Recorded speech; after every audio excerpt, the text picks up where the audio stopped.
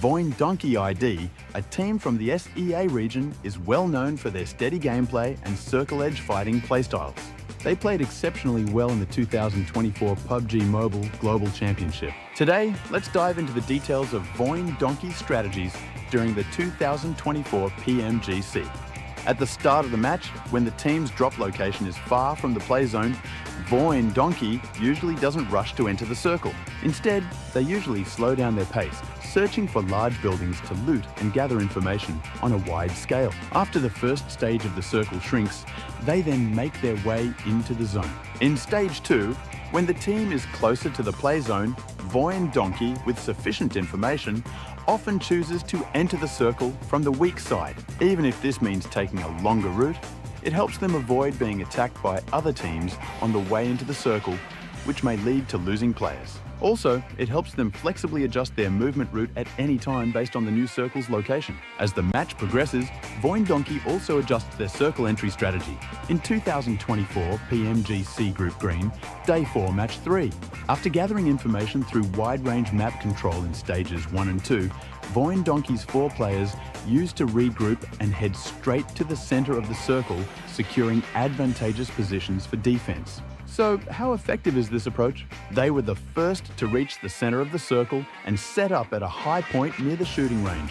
When ThunderTalk arrived shortly after, Voin Donkey had already secured the vantage point, and they eliminated ThunderTalk with almost no losses in this fight. They were feeling sharp and fully locked in. This forced nearby RCB to give up their plans to attack. Voin Donkey's positioning and execution in this fight resolved their potential crisis. At this stage, if VD hadn't chosen to enter the circle in time, they might have ended up swapping fates with ThunderTalk. After securing a strong position in the circle through safe fights, Voin Donkey used to apply pressure to surrounding teams by firing to ensure their own safety while attempting to get free eliminations. When Vexy knocked down a CAG player with a precise long-range tap, we saw immediate positional adjustments from the rest of Voin Donkey. The team spread out to prevent a potential counter-attack from CAG on the left flank. Ultimately, CAG, at a numerical disadvantage, abandoned their attack on Voin Donkey and opted to rotate into the circle via another route. From that point on, Voin Donkey had no teams behind them. Voin Donkey's sharp instincts and positioning ensured that no team could threaten them from behind during engagements, allowing them to focus fully on frontal battles. Key points: entering the circle from the weak side could reduce the chances of encountering enemies. Securing key positions in the circle early gives you a solid defensive edge. When the circle's location favors Voin Donkey, their strategy is worth learning as well. They opt to establish a solid defensive formation and utilize terrain advantages for flexible engagements. In 2024 PMGC Last Chance, Day 2 Match 6, Voin Donkey was fortunate to start in the center of the circle. After looting in the northern city area, they quickly moved to a high ground on the map. This location offered a wide field of view, allowing them to gather information and intercept other teams. By leveraging the high ground advantage for defense, Voin Donkey successfully interrupted 4MV's attempt to take over this position, securing the most advantageous spot in the circle during this stage. Also, it helped them with their subsequent rotations and positioning. Once Voin Donkey confirmed there were no teams behind them, their flexible circle entry strategy came into play once again. At first, Razak held off 4MV from the hillside. Potato and Vexy entered the circle while avoiding the opponent's line of sight to scout for information. 4MV Rufus, who stayed inside a small building, didn't get any information on Voin Donkey's 2 players rotating. Then, Razak drove the vehicle down the hill after 4MV players entered the circle. Meanwhile, Vexy engaged in a mind game with the opponents by moving back to the mid-slope to hide himself. 4MV mistakenly believed that all Voin Donkey players had moved downhill, so they sent one player in a vehicle to gather information. However, that player was knocked down and eliminated by Vexy, who had been hiding in ambush. Then, Vexy safely entered the circle. What a brilliant move here! Voin Donkey's handling of the situation not only made perfect use of the surrounding terrain, but also weakened their opponent significantly. Key points: high ground gives you the advantage of better vision, easier to hold, and harder to push. The 2024 PMGC has successfully concluded. stay tuned to our channel for more unmissable content.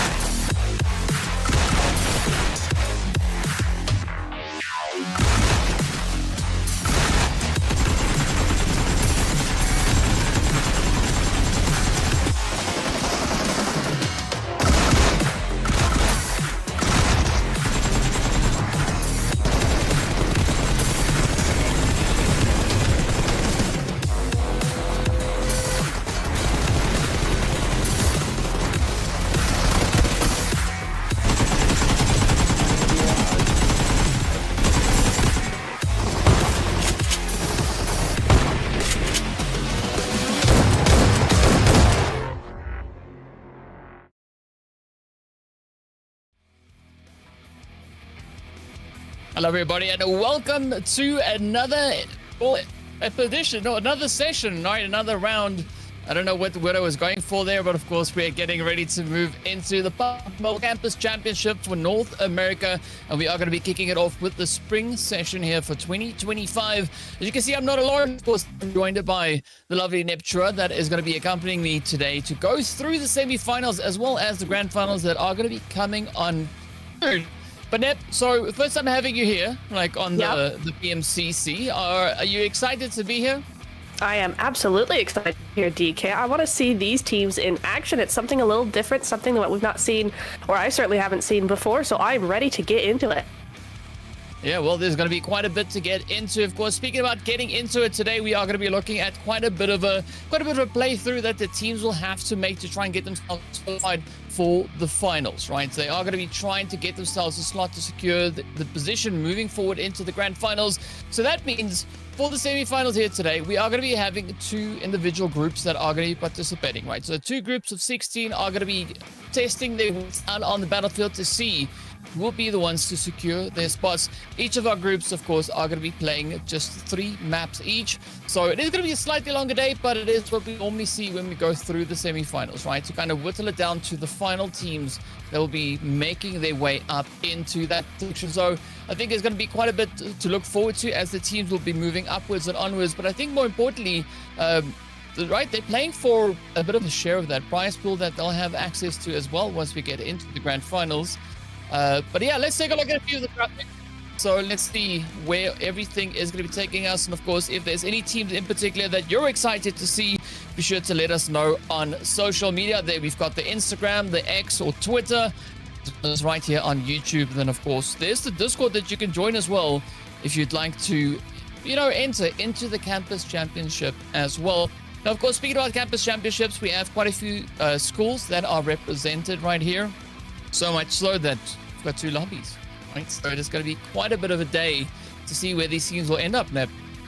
It will indeed. It's an interesting layout as well, rather, the 3 rounds and then 3 rounds for each lobby. I think that's going to be interesting to see as well. We get to see a lot more teams that way, and that's going to make it a very interesting few games for us here on the desk as well. But yeah, I am excited to see which ones will come up on top and see really what they're fighting for here. Well, as we can see, they are fighting for their share of that awesome prize pool that is going to be coming through.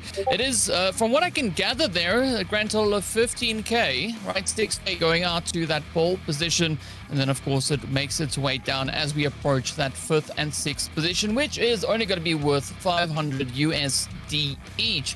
So, obviously, the higher up you can end up on those standings, the more you are going to be smiling at the end of the event. So quite a lot to push for here. But speaking about the pushing as well, right, we got to take a look and see who our teams that are going to be participating and exactly how they're going to look to get themselves situated in these plays. So here we go.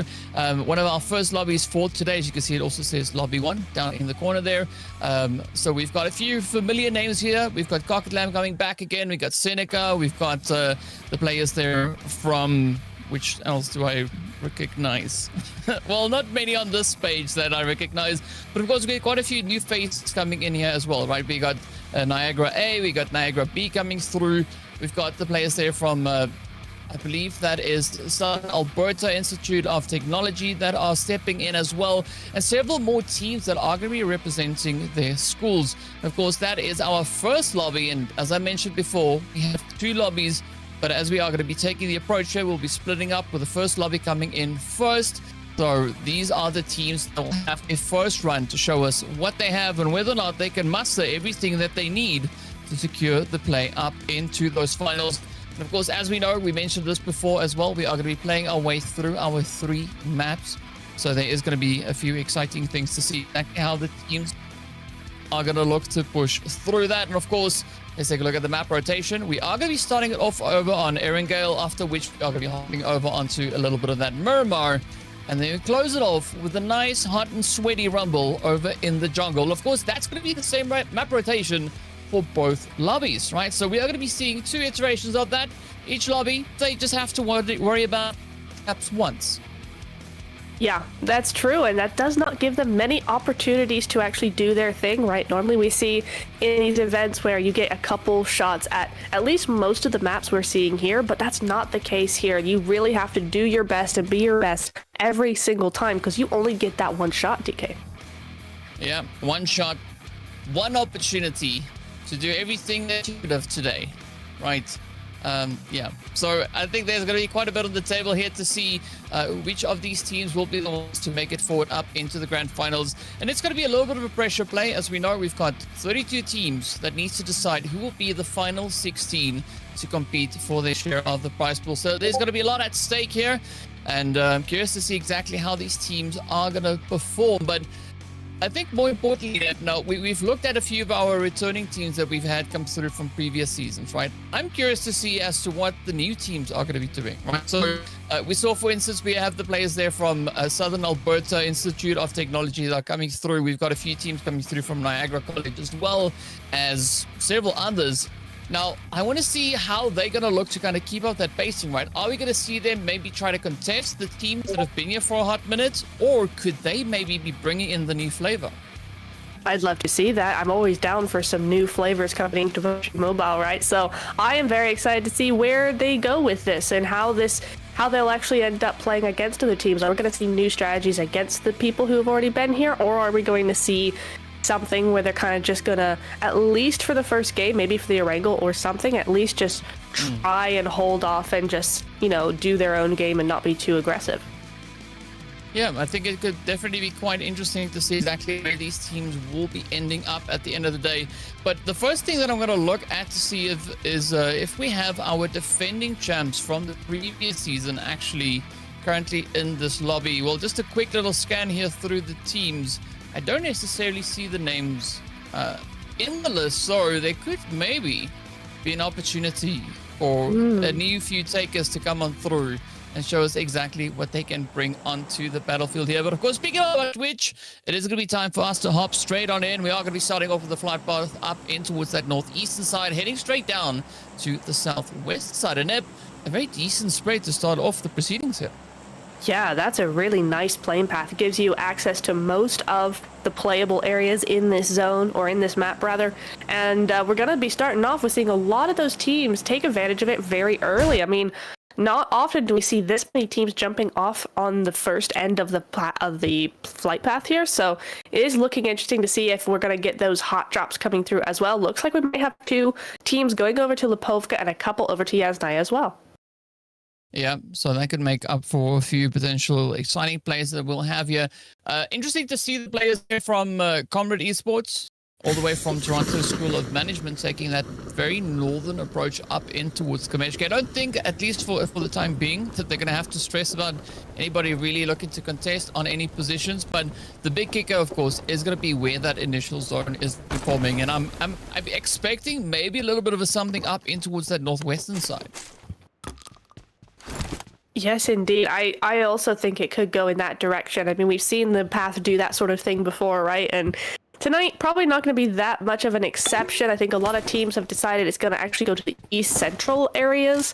But yeah, I'm not too sure. We are going to see in just a second where it is going to end up. It might end up centering over Pachinki. But yeah, I think Georgia Pole and Hospital, those areas, could be quite strong when it comes to this new zone.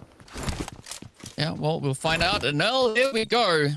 I guess it works when you're pretty good at guessing exactly where that zone could be taking us in towards. As we hop straight on down, we are going to be moving up in towards Yasnaya Polyana, as we got our first few contenders now looking to go at it. We've got Niagara College Team B, or also known as Beg for Mercy, as they are going to be looking to push their way in. At least nobody really contesting them over on towards this western side. They do have a little bit of company, as you can see a little bit further down south. So this is where I think the looting phase, at least based on the spread that we have here, is not going to be all too disruptive for these teams. I really think that they can go around, get what they need to get, and then from there on try and make a slightly more decisive play moving out. Yeah, and that's the beauty of Yasnaya, right? Is you can have 2, even maybe 3 teams in this area, and it's not going to necessarily mean you're going to clash. You can move out, you can leave, and save your team for another day. So it is nice about how big Yasnaya actually is that you are able to do that. But you know what? We could see some aggression, like we said, right? They've only got 3 games. They've only got this one Erangel to play. So hopefully we might see a little bit more aggression coming through. Yeah, we'll find out pretty soon who is going to be going where. Of course, Skokatlam, also one of those schools that are no strangers to battling it out right here in PUBG. Also just making their way on through. This is Team B-Town that we were looking at just then. Also, we jump over to Alabama. Another team that I think we've seen a little bit of them before. The name definitely is quite familiar, as you can see there. Road to Death, right? So I'm curious as to how they're going to look to play through the angles here. Not a lot of contention over on towards that far southern side. I believe that is farm that they are making their way through. Just now looking for some additional loot. And actually, as we saw on the flight path early on, there was quite a decent spread of the teams, right? There was a few potential points of contention, but nothing much really has come from that. The teams seem to be quite respective of the space. Looking to kind of go through this looting phase as uncontested as they can. Yeah, I mean, that's kind of a fair point, really. Again, I'm gonna just beat this. What's the saying? I don't remember, but I'm just gonna keep saying it, right? Is they only have 1 game. So if they don't want to be aggressive, they need to be not as passive as possible, but they want to make sure that they don't open themselves up to any easy knocks that they can't get raised back up, etc. Right? If you're not going to be aggressive, you need to be safe as possible. So we will want to see that, and I think that's what we're starting to see now with that large spread out. Nobody's really, you got a couple of hot drops, but they're not in areas where you automatically have to fight. So I think we see a very cautious lobby coming into this first game. Yeah, even just looking at the rotations that we saw come through here from Seneca B, right? They dropped on towards Rozok, maybe a little bit more towards the northern side, just crossing over that river. But they've made quite a commitment to their rotation all the way up into Georgia Ball. So it does show you that, these teams are definitely quite committed to getting themselves positioned up in towards those zones. So they're not going to be wasting too much time just riding around on the outer ridge. And of course, one of the other teams that we've got here is going to be Middlesex County College, also known as 7th Universe, as they are going to be making their way up. Goku are going to be looking to set the charge. I like this whole Dragon Ball Z themed player names that they've got there, right? You got Goku, Vegeta. I believe we had Broly in there as well. If I read the names right, I was looking at it very, very quickly. But yeah, it was exciting to see all these creative descriptions coming through for the players. But Neb, I guess let's ask you a question. Yeah, did you see have that? A few things now starting to happen here. A little bit of action now starting to creep on in. They are indeed. But what were you gonna say? You were starting to say something before that showed up. No, I was talking about.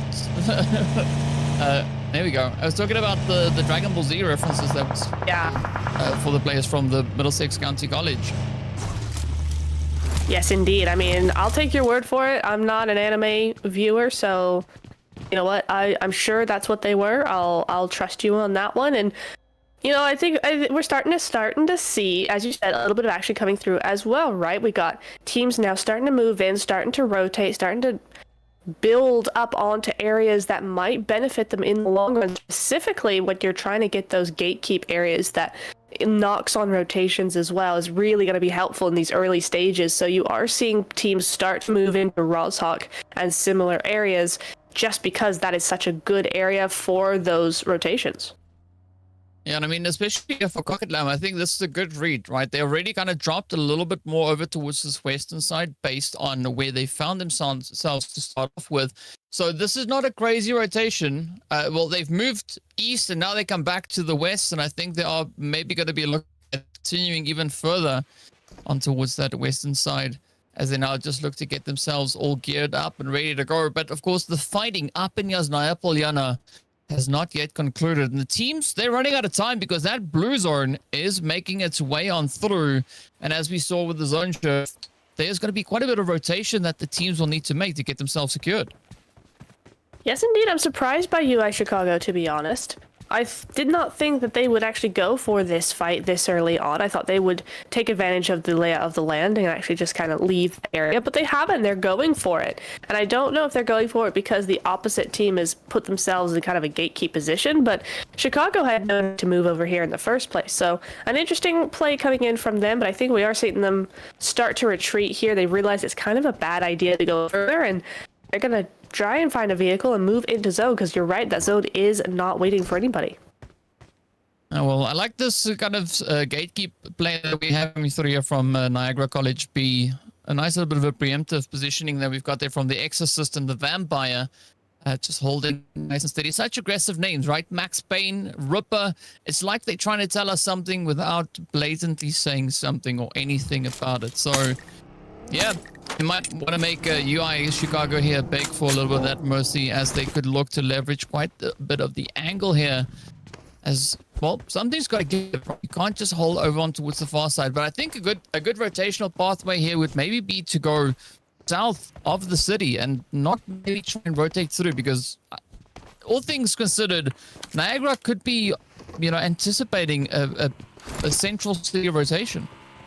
Absolutely. I think that's exactly what they're anticipating for sure. And you're right, either going to the north side might be helpful depending on where they want to ultimately end up. But south side is going to be your most common, your most useful play to make. And we will see that when we've seen them separate, and maybe it's going to be Niagara B to actually move away first and take that western side for themselves. Be a play. Here we go back. Oh, it's Piccolo. There we go. Piccolo. And we got Trunks in there as well. Yeah. All right. Anyway, so Max, I don't know what Max is. You don't know who Dragon Ball Z is, but I mean, I know, but like, I wouldn't be like, oh, that's actually from another anime. Yeah. No, it's Dragon Ball Z all the way. As you can see there, when you see Goku, Vegeta, and Piccolo, that's only from one place. But okay.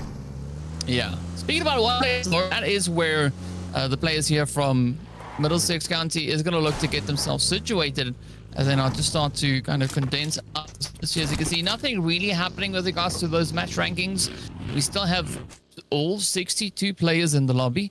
We've had a few shots being fired off, but I think those are more just warning shots than anything else. And of course, we were looking over at Niagara B. This is Niagara A. And yeah, I hope to see the shots start cascading in from either of the two teams. Me too, me too. We want to see some action up in here. It's been 10 minutes already. They've had plenty of time to loot, and now we really just want to see them do their thing. Yep, that is what could be happening as we come to the end here of stage number 1. Luxury all in the distance there. So a very relaxed, approach coming through from the teams. And you said this before, the teams not necessarily looking to risk too much, because they only have one go at each of our maps here to try and get themselves qualified. But let's see how the position will get played out. We move a little bit further down towards the southern side. Not too far away, of course. We are just south of the shooting range, so still held up in quite a bit of the northern territory here. But a very casual stroll out in the open, heading up into the side here of Savoni. I mean, we can hear the shots in the background, but aside from that, nothing else really happening here. It is going to be Niagara B now getting ready to kind of push that play, as we got UI now just knocking on the door. Of course, the players coming through here from the side of Chicago, looking to maybe find a bit of a rotational way up in towards that Savoni position here. And I think this warehouse up on the ridge could provide quite a bit of an angle, at least to leverage, as the teams are going to start rotating in now.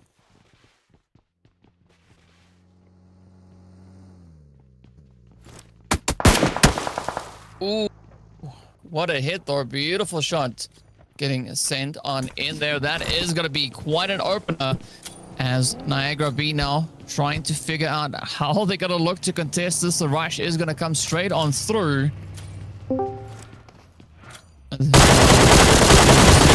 Is that Chicago not going to be wasting any time as they get ready to mount an aggressive push already, picking up a few of the players over on the angles.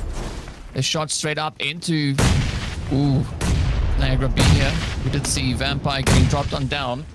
Exorcist also getting dealt quite a bit of damage. The Molly is definitely starting to do their work here. Shadow now starts to wrap around, trying to push in from that western front. Looking for a bit of an opportunity, bit of an angle. I like this pressure being applied here. Let's see whether or not UI Chicago can push all the way through. 1-8 could end the entire run. This could be exactly what they need. Beg for mercy now, feeling a lot of that pressure being applied. I love this 2-2 split.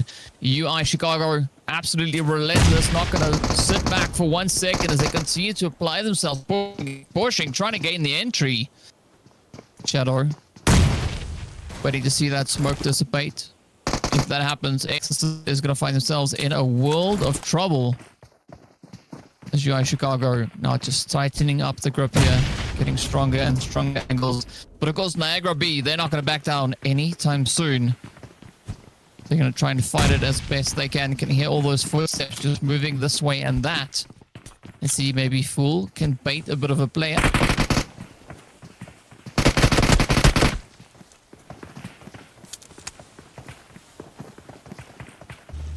Keeping it nice and quiet, not looking to make any moves.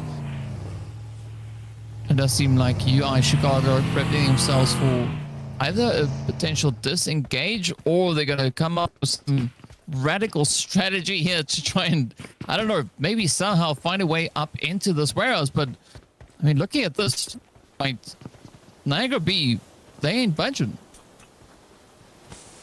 They are not indeed, and it's weird that we've continued from that side and just here. That's going to be the first blow taken. Chicago Shadow does go out there, gets him knocked, but that's a very, very quick cleanup of Niagara B. Oh my goodness me, that was less than 2 seconds. Slightly insane, but there we go, and that's going to be 4 points now for Chicago. Yeah, I mean, it was quite a bit of a build-up, right? So, I mean, UI Chicago, they were just, you know, just keeping that position absolutely locked down.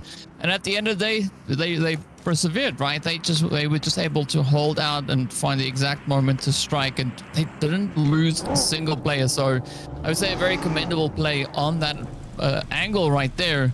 And now they have the opportunity to kind of figure out where they want to move towards next. And of course, hopefully we'll take a look at that map soon. So you can see the teams now nearing the end of that second stage. So stage 3 is around the corner. And of course, we have quite a bit of convergence now up in towards the shooting range area. We do indeed. And we'll go just see how that kind of turns out. Got a lot of scouting going on at the moment. But yeah, with only 40 seconds, less than 40 seconds now, until that stage 3 pops up, we are looking at a lot of teams trying to make those rotations work. And we'll see how that works out for them. So far, Sanhok 8 going to be just taking control of that hill on the north side, or the south side rather, of the range. But nobody really on their horizon just yet, and we'll see who will be the first to challenge this position, because it's a good position, right? This stays in zone. This is a really nice spot. Yeah, I mean, it could be quite a bit of an angle to play off of. Toronto management also one of the schools that I would say we've not seen all that much from yet, right? This is their first time that I see them right here in the PMCC. So curious to see how they are going to look to establish themselves moving through today's matches. But of course, UI Chicago, the first team to get eliminations and a full squad wipe, now going to start their role as they push further and further down towards the south, as we've now hit stage number 3 and only one team down. Yes, indeed. And that's just going to mean more havoc Rest of us, right? Once we get to those stages where we have very little room, 15 teams is going to feel like a room full very, very quickly. So excited to see how that works. But for now, Chicago with 4 under their belt, 4 elims under their belt, going to hit a tree. Well done, Fool. Yeah, I mean, it takes a different level of skill to hit trees. You can see how sparsely they're situated right there, right?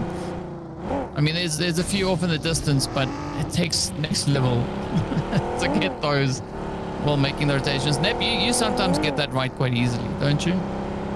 Oh yeah, I absolutely. I'm a master driver. I know exactly how to avoid everything going on.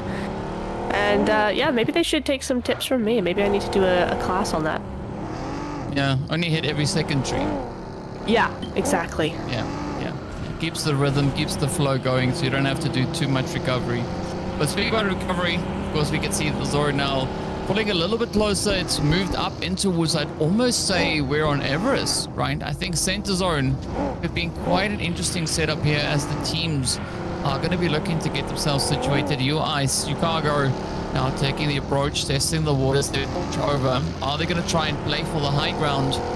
Or are they going to look to get themselves positioned out in these fields? Definitely hoping to see a bit of that high ground utility coming in here. But again, Chicago not looking to fully commit to anything just yet. Still busy just trying to scout it out. We can see, of course, several players and teams now held in the vicinity. We've got a little bit of action now making its way on through. We've got a Wabonsi Community College just spotting a few of their players over on towards that eastern side. Did see a little bit of something up onto Everest, but we've not been able to figure out exactly who we have up there just yet. It is going to be Chicago now settling for position a little bit further down. And of course, if we look back over across the river, just towards that eastern side of South George, we got the players here from SAIT making their way through. Ooh, watch out. The Molly is doing absolute crazy damage into the side right here. Southern Alberta Institute of Technology now trying to hold their own. They've got 2 players. Ooh, scratch that. Make it 1. Make that none as they get eliminated. And that is a team now rolling on up, just coming through with the app. It's, of course, the Mollies and the Blues are not helping them. Well, not helping the opposition all that much. So making it actually quite easy to roll through with the punches here. But now this is where they got to be careful.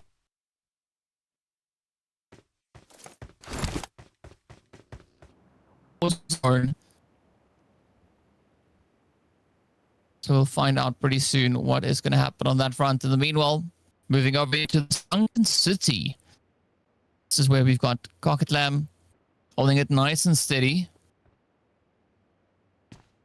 And on the other side, I think it's Capilano that we have just sharing that angle with them. Seneca B now not going to look to share anything as they've spotted out a bit of a play down the hill, playing from all the way atop of Everest, trying to utilize as much of this long-range play as they can find here. And of course, it is UIC that we can see down below. The UI Chicago, the only team with that squad wipe next to the name, but the pressure is going to be on because Seneca needs to find a way now to rotate. As you can see, Lone has shifted a little bit more towards the eastern side, so that elevation is not going to be all too favorable for them for much longer, but they could still play quite a bit of an angle here. You can see several more teams having to move up from the north, making their way past the position up here on Everest. And let's see who's going to be the one to grab the shots here. Psycho, nice and steady. Seneca B, no pressures to the to the pressure coming in here. As we do say goodbye to Cyprus. Off they go out in 14th. They're now left with only 13. But nothing much happening over in the Sunken City. All right, as you can see here, Cocket Lamb keeping it nice and quiet. Capilano University also not going to be doing all too much just yet, just holding off on the far side there, occupying that southern side of the Sunken City. Ooh, but several opportunities now could look to present itself as we have a bit of contention coming up in towards Ruins. A little bit of a tough play there.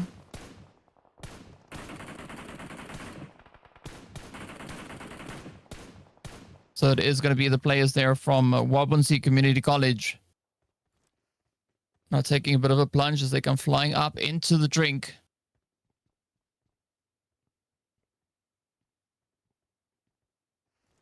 Let's see, will the shots now continue to evolve? Will we have a bit of a push coming up in towards the ruins itself? With 3 teams occupying a relatively centered up position in the zone right now. I mean, looking at the Hogs, right, the players going through there from Wabonsi Community College, they actually have a fairly decent setup right up in the center there. But of course now the zone taking yet another aggressive shift, pulling even further over on towards the western front. So this is going to result in both teams that we have over on the east here. They have to get into their vehicles, get that rotation going, and get themselves situated, because the blue zone that is going to be rolling in right here is not going to be kind to anybody. No, indeed. Only a minute and a half to get there, right? 300 meters nearly until stage 6. And so that means that blue zone is going to pack quite a bit of punch there. Oh, starting to see some shots there over towards that car, over towards the car in the lake. And wow, that is a rough zone to be in for all of these teams. You can just see them. They're all trying to do their best over in ruins, but it's nowhere near there. It's going to be half the river as well. So both of those things mean that really there's not a whole lot of room here for 13 teams still. Yeah. I mean, even just looking at the Capilano B that we have here, they're going to find themselves in quite a bit of a predicament, because essentially they're gatekeeping the edge of zone, right? Everybody's going to try and rotate on forward, trying to kind of just compress themselves into an already challenging zone, as you saw quite a big portion of that playable area getting taken away by the road. It's a spray though, as it has been sent on in. I mean, I almost thought that Toronto management were going to be able to secure that play. A little bit of that revenge play now coming through as they managed to close it up. And at least they didn't lose the player. They got the knock in, but that just opened up the opportunity. Now they can start rotating on forward. They can indeed. That's what they needed, and that they're going to use. A nice spot here for Chicago as well, though. You know, that 2-2 split in amongst these little dips here is not half a bad shot here, especially when you've got teams really moving in towards the lower end of the zone. That's going to be a little bit of a problem, though. Comrade moving in nearby. They're going to have to get rid of him immediately if they want to do anything. And yep, that is going to be him knocked. So they know that, and they will be able to possibly flush that out. But here come the cavalry. DK, the rest of the team are moving into that position. Well, push is now slowly starting to move as the teams continue to apply themselves. Look at this though. UI Chicago are now finding angles upon angles, as they just start poking and prodding, and that 2-2 split that you were talking about now really starting to pay dividends here. I think Center Zone is still going to be quite a spot to try and contest for, as it is currently held by only one single team. Wabonsi also trying to clear out the edge, finding a bit of opportunity, bit of an angle. And Capilano also just trying to see if they can maybe vie for a bit of a position here, but of course getting denied access to that zone. We've gone from about 13 teams slowly dropping down to, well, it was 11, now we're on 10, and the numbers will continue to just go further and further down as the teams push rather closer and closer. 9 teams now remain, and this is where the pressure starts. Indeed, this is where as teams start to fall, everybody's really aware of those angles coming through, especially when that zone moves over to that south side. To be fair, the majority of those teams, but for Seneca A and BT, it's not going to look so easy. They've got a whole river to cross before they get anywhere near the zone. Well, let's see how this one is going to play out for them. Pressure's on. Not a lot of available angles to make much use of here. Capilano B also going to be the next team we say goodbye to. But now it's going to be that push. Seneca A make that mad dash for the zone, trying to get themselves at least somewhere in safety. UI Chicago are going to be bumping into quite a few positions here. They have 12 eliminations under their belt already. So starting off the proceedings with a little bit of a squad wipe, I think, kind of set the standard for their play moving through the rest of this match. And so they are going to be holding on to quite a bit of an angle, right? The 2-2 split now getting reduced to a 2-1 split as they've lost one of their contestants there.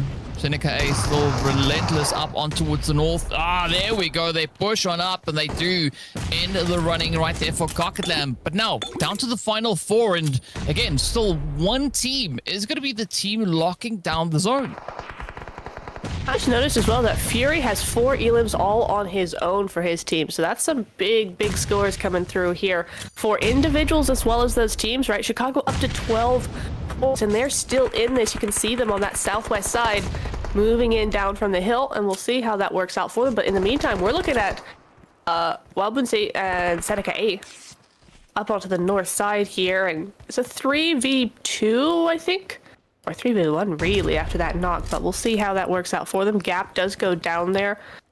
So we're looking at maybe that team moving on out to the lobby, and Seneca A now looking and making sure that all their angles are accounted for.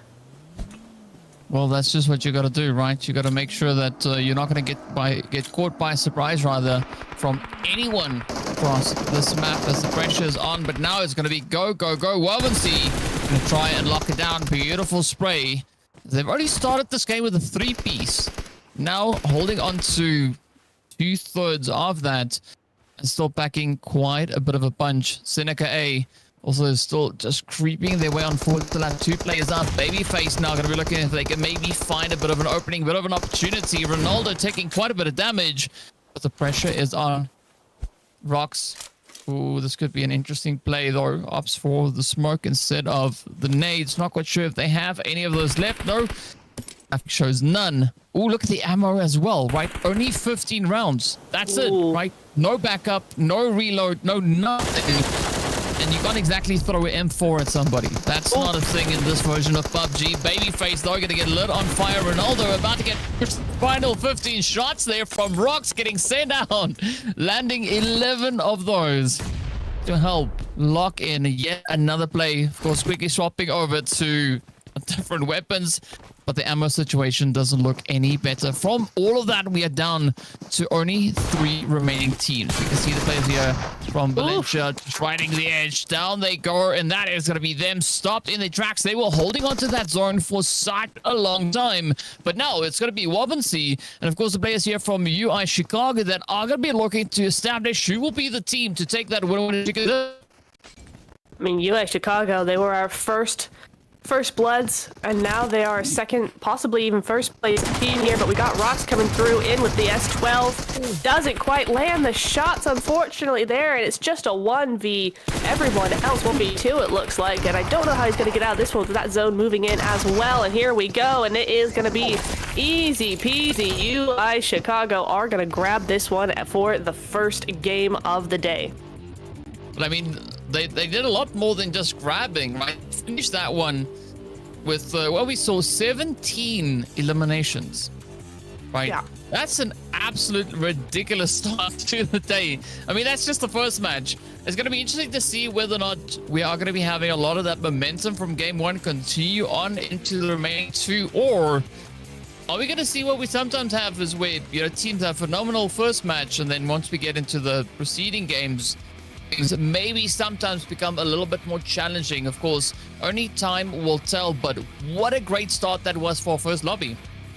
Yeah, that was a really nice game. Well played by everybody. They played it slow, they played it strategically, but they got those points in the end. That's what matters, right? I mean, going into the Miramar is going to be a completely different map, very different indeed. But so far from these teams, I'm liking what I'm seeing, and I'm looking forward to the next game here. Yeah, I've got to say it's looking pretty exciting. The team's definitely bringing in quite a bit of the aggression here. But of course, speaking about aggression, right, it leads us to 1 point, which is going to be our MVP, which is none other than Rush, making their debut here, coming through with 1,028 damage. Now I know if you had enough tea today, you would be ringing bells all over the place, right? We're not going to be expecting that today. We've got 8 eliminations going over to Rush. So what a phenomenal way that is to kind of conclude the first match here for us. But I mean, you might see Chicago, right? They've definitely kind of set the standard of what the teams need to bring to the battlefield to contest them for anything. Yeah, they have indeed, right? They've been looking very, very good here. Yeah, Chicago gonna be our MVP, right? But 2,500 damage, as you said, 17 elims is a very strong way to come out of this one. First game of the day, they're making a point, they're making waves, and they're making sure everybody else knows to stay clear of them. So a very good game from them. Yeah, not much that we can fault on that one, but of course we have to take a look and see exactly what that leaderboard situation is, right? Where the teams find themselves, right? 17 elims and a chicken dinner is going to award them a glorious 27 points. Wabunsi also coming in strong with those 18 points. But they've got a little drop-off, right? Going from 17 and 12 eliminations down to 4 and 5 as we look at the rest of the lobby, right? The rest of the team, they're normal because, I mean, realistically, 17 and 12 eliminations, that's a little bit ridiculous. That's quite a few elims. But what a way to leave your mark on the first game. And of course, hopefully we'll see a few of those teams over on the right-hand side that have walked away with a bag of points for game number 1 to come back a little bit stronger and secure themselves even more points moving into game number 2. I mean, I'm kind of surprised that we're not seeing, like, there's a lot of teams without any elims whatsoever, right? There's a lot going in there, and then if the placement points as well is a little bit more difficult to obtain, but we are seeing a gap starting to come through, right? 27, 18, 09. So Miramar is I think going to be all about those 3rd place to 16th place teams, about how they can bring it back, because Sanhok is not forgiving to anyone. So I'm looking forward to seeing what they're going to be doing here. Yeah, so there's going to be quite a bit to see. And as we know, 2 more matches left to go. We are going to be heading into the desert before making our rumble in the jungle. Only one way to get there. We have to move through a quick break. So be sure to don't go anywhere, and we'll be right back in a short few moments.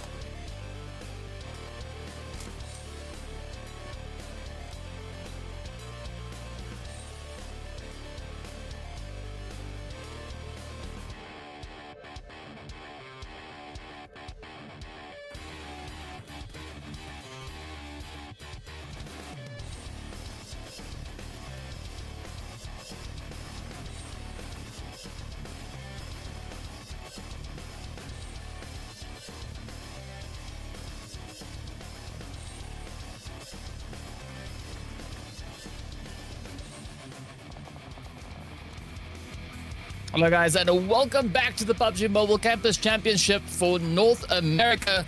We've already wrapped up our first match and we had quite a bit of a exciting play coming through in our first game. But I guess, Nep, the big question is going to be, will the teams be able to continue with that momentum, right? Take it over into match number 2. Of course, we know we are going to be stepping into the desert, but the desert play is a little bit different than what Erangel does.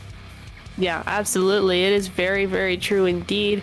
I'm hoping we kind of see a step up now from those other teams in that were in that 3rd to 16th position, because the other two ran with it so much. I really do need to see a step up very, very quickly from the rest of the teams, TK. Yeah, and of course, if you're curious to who those teams were, here they are again, right? Our teams that are participating in this lobby. We've got all of them right up on screen. So the pitch is going to be on, right, to see whether or not we are going to be having some chops and changes as we move into game number 2, or will consistency reign supreme? Of course, curious to hear what your thoughts are, so be sure to let us know in the chat. Also, give a shout out for your teams, right? Let us know which of these schools are here to support. If they're not in this lobby and they're only coming up in lobby number 2, still give us a shout out. Let us know who you are here to support. And of course, you want to be brave, you want to be bold. Tell us who do you think is going to be taking the winner chicken dinner in match number 2, right? Will it be a different team? Will it be a different squad? Or will we see the players there from UI Chicago stepping on up yet again? Only time will tell. But as we know, we are prepping it up to get over onto the lovely, lovely Miramar. Of course, I'm going to say I'm quite curious to see how the teams are going to be doing here on Miramar, right? Because as we know, Miramar lends itself quite a bit up into those long-range engagements. Yes, indeed, and we did see a couple of shots with those minis pulling out as well over on Erangel, so looking forward to seeing much more of that, right? We obviously can see that there is that ability there with these teams, and maybe we'll get a little bit of those hot drops like we saw in Yasnaya as well. So yeah, I think it's going to be an interesting map for sure. I do want to see that long range, and I think we will see it in those later stages. Yeah, we'll find out. We'll find out. Now, we saw a very decent flight path coming in over on Erangel. A very well split up approach with that zone, of course, then taking a shift up in towards the northwestern side. Now, do you think we're going to be seeing the same thing moving up into Miramar, or could we maybe have something that plays a little bit more up in towards either San Martin or Los Leones, or even maybe over to the west? It's going to be a difficult one to say. Sometimes we do have similar zones across maps. This time I'm kind of thinking it's going to go over down to Puerto Paraíso or Los Leones and that sort of eastern trajectory. But yeah, it's going to be interesting to see if there is a similarity between those two maps.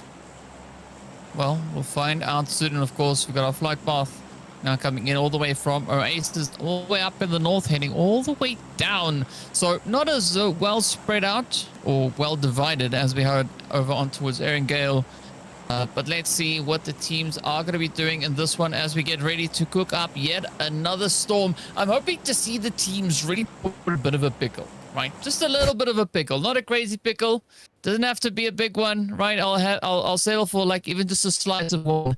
But I want to see a little bit of that hot and feisty gameplay come out on this game. I mean, honestly, same. We always want to see the action coming through. And if we can get some of these teams to have a little bit too much on their plate, then that's where we really want to see them shine. And that makes it more interesting for us. More interesting than it already is, of course, as we see these drops going on down. So you're going to have a little bit of a hot drop with La Cobriera and a lot of teams moving over towards Los Leones, it looks like. Yeah, this is going to be the big decider where all these teams down south are going to be looking to cram into. It could be Los Leones, it could be anywhere else along the way.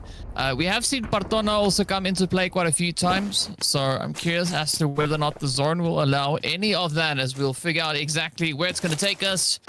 The drum roll, please, as we enter officially up into the side of Miramar. The zone is a secret, right? You can't know just yet because nobody knows, because it's not been shown. There we go. And it pops.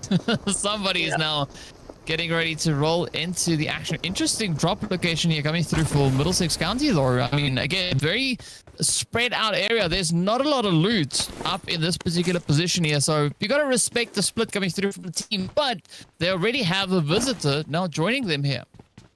They do indeed, and that could be a little bit dicey, but I think for Middlesex County, it is going to be Goku who has that weapon first, and weapon versus vehicle is not always the thing that works, you know, but we'll see how that goes. I think he might have just realized that he's there a little too late, and he's got to hightail it out of there, but wow, what their teammates are really, really aggressive.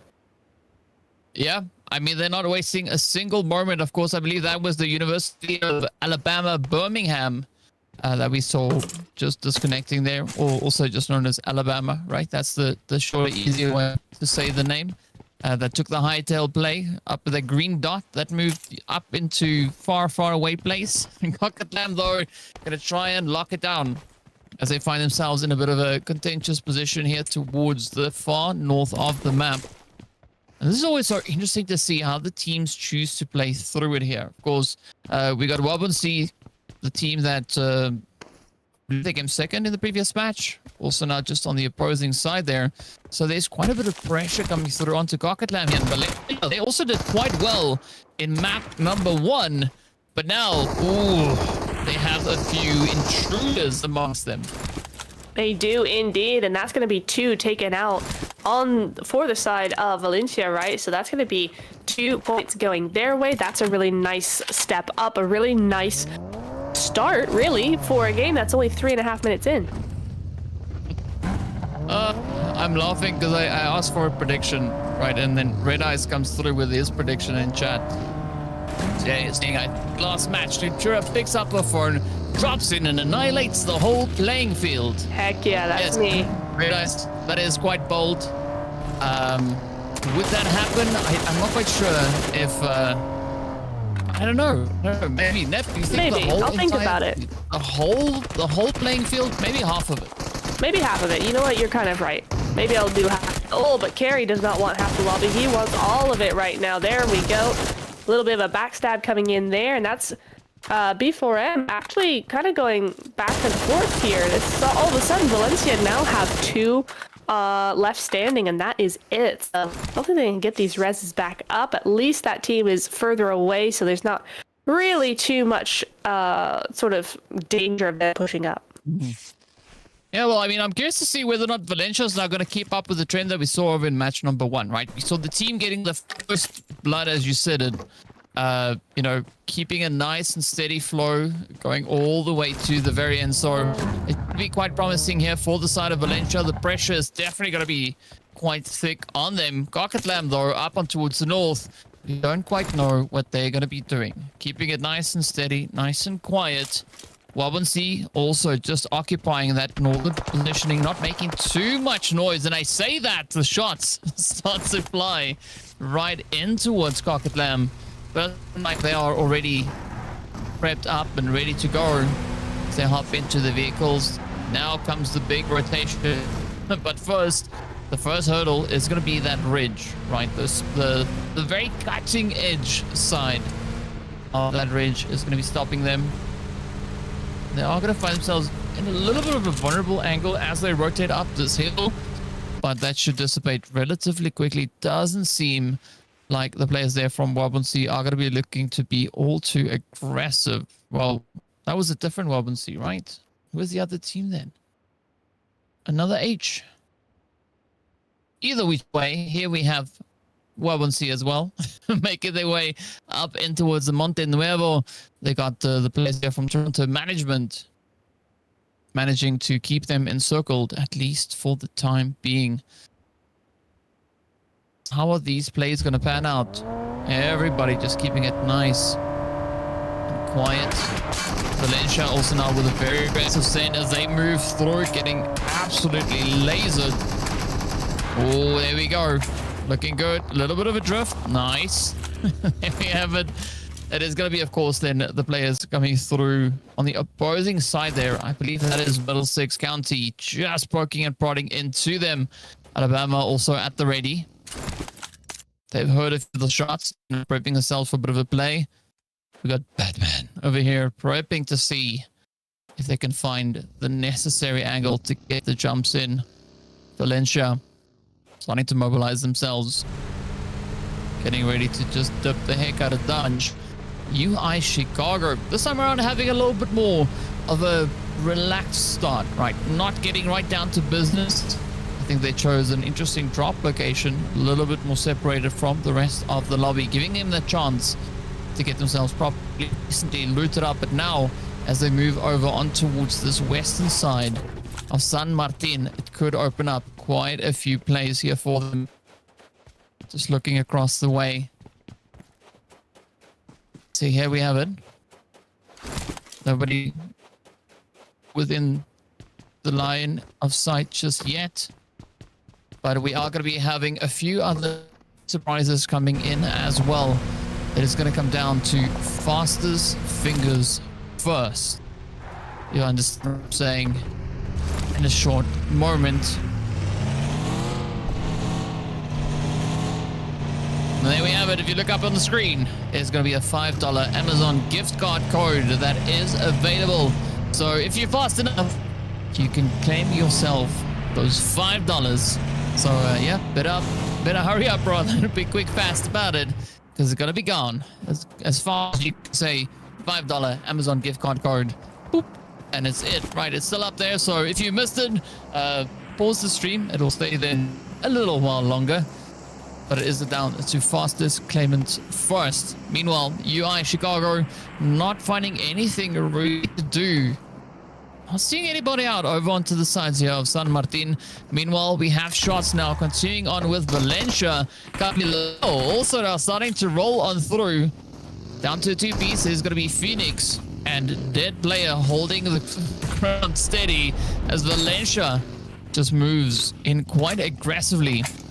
They have lost carry along the way, but will they be able to carry themselves forward? The utility now flying in. Is going to be Gap taking a little bit of that damage. Not too crazy just yet, but a beautiful strafe around the rock. Does drop Gap right on down. And then down to their final contender. There could still be some hope here for the players from Capilano A. Oh, beautiful nade, and that is it. Valencia will not be able to continue their play as they get shipped the heck out of here. Now 15 teams remain, but this is where Capilano finds themselves in a little bit of a tricky play. At least the Blue Zone is not going to be causing too much damage just yet, but have nearly 2 kilometers to go to get themselves up in towards this zone. Middlesex County still going to have to try and just dip, dive, duck, and dodge their way through as the shots rain on in. Alabama locking in the sprays. How will it look to approach? Could this be the road to the end? As they now start circling on up, getting ready for a little bit of a push, a little bit of a play. Blue Zone not going to be kind to anybody, and especially not going to be kind to both teams right here, Middlesex and Alabama. Now getting caught in quite a bit of a predicament. The Dragon Ball Z references coming through here. Trunks now just shooting up the vehicles, trying to find the angles. Goku already having quite a bit of that damage taken away. Piccolo, not quite sure where they are, but they're going to have to try and bring in some contribution to the sprays here. Utilities now starting to fly this way and that, back and forth, a bit of a strong arm competition. But who will be the one to lock it in? Oh, the numbers are starting to dwindle. We do say goodbye to Toronto management. But will we say goodbye to Alabama, or are we going to say goodbye to Middlesex County? We'll find out very, very soon. Oh, wow. Okay, was able to just get that done and dusted there. And I mean, it's about time because they really need to finish this fight up. Now you see another team starting to move in, realizing that this is happening, that they can party this. But what are they all doing? 2,000 meters outside of zone. This is really rough for all three teams involved here. Yeah, it's not going to be an easy play, but Capilano just riding the ridge there. They gotta decide, right? Are they gonna try and be maybe a little bit too eager to get these plays, or are they gonna try to prioritize that zonal positioning? Because I mean, we're well within the blue zone. The teams have a little bit over 2 kilometers to go to get themselves back into any kind of city, and I don't see their meds really lasting all that long. No, I mean, we're not really seeing that many meds on board for them anyway. I mean, like, look at Harmon. He's got nothing on board right now. Is he just kind of waits as a solo behind his buggy and hopes that they all leave? But they're very, very close. Too close for comfort, particularly I-7 over there. So he's just going to have to wait it out, and without any meds might just be the end of the road for him. Yeah, it definitely could be. With Capilano A, they already have those 4 eliminations under their belt. They are not done just yet, but I think this is where you got to make that decisive call, right? Are you here to play till the end of the match, or are you going to try and ride out the damage coming through from the blue zone? So far, this little hiding position coming through from does seem to be paying off. Could maybe be a little bit of a bait and switch play as just swapping vehicles, trying to see which vehicle has the most fuel and could carry them all the way back on in. I mean, this is still such a long way to go. Yeah, I don't think Harmon is going to do any harm at this point, right? Just going to wait there casually to see if the position could dissolve themselves. And speaking about dissolving, Pro Aim here has maybe gone to grab a quick bottle of water as they've now just quickly returned on us. And this is going to be the players here from Wabonsi. Hold on to the 3-piece just on the outskirts of zone. And of course, I'm curious to see how they're going to look to maybe contest against Seneca A here. Yeah, I mean, they've got a pretty good, excuse me, Seneca's got a pretty good split going on here, right? 2 on either side. They're inside zone. They don't really have that much pressure on themselves, whereas HOG, they are looking a little bit more kind of squished on that low end of the compounds here. So it's going to be difficult for them to actually move out of the space and actually win this, I think. But, you know, all either one of them needs is one of those opening knocks. If they can get that, then they automatically have that advantage. Yeah, well, we'll find out soon enough what is going to be unfolding here. Wabonsi keeping it nice and quiet, nice and steady. I think the other team that I was calling Wabonsi earlier, of course, is the players from University of Regina, right? Regina. Team Homies. It explains the other H that we have. So, yeah, but we'll find out soon enough just exactly where these teams and how these teams are going to be looking to play it through. We got Bull, Fury up on top there. Pro Aim now trying to take aim. Not getting a clear line of sight. It is a serious game of hide and seek. But once the first shots get fired off, that is going to be the opener, right? Allowing to take as many engagements as they can. Come on, Pro Aim, show us what you've got. M4 at range. Probably going to opt for a bit of a slow, steady tap, but now it's going to be the pressure, right? Ronaldo going to be looking to score at least a little bit of that utility play, right? Putting it right between the goalposts, trying to line it up, but I've not seen it come in just yet. Yeah, indeed. But you know what I really want to see is where that stage 3 zone is going to go. Are we going to get that hot drop coming through? Ooh, Pro Aim. Is this the opening knock that we were talking about, right? We'll have to see if that's the case. But meanwhile, Sate and somebody else here, can't quite see just yet, are going head-to-head on the top of this mountain. And they are pretty squarely inside zone, it looks like, over by water treatment. So we'll see how that goes forward. Ooh, Shikari, there we go. The final ace does the job there. And that, it means, again, that is an opening knock. So here they come over the top with that buggy. Just looking for that finish, looking for any information they can find. Well, that is Seneca B that is going to be looking to contest. A beautiful nade finding its way over the top on towards Gary there. Now it's down to 2, right? It's going to be harsh. And Gur trying to hold nice and steady, trying to keep the angles as pressured as they can. But a beautiful play coming through there from Psycho. Just finding its way on in. Now, seems like things have taken a bit of a harsh turn over on the edge there.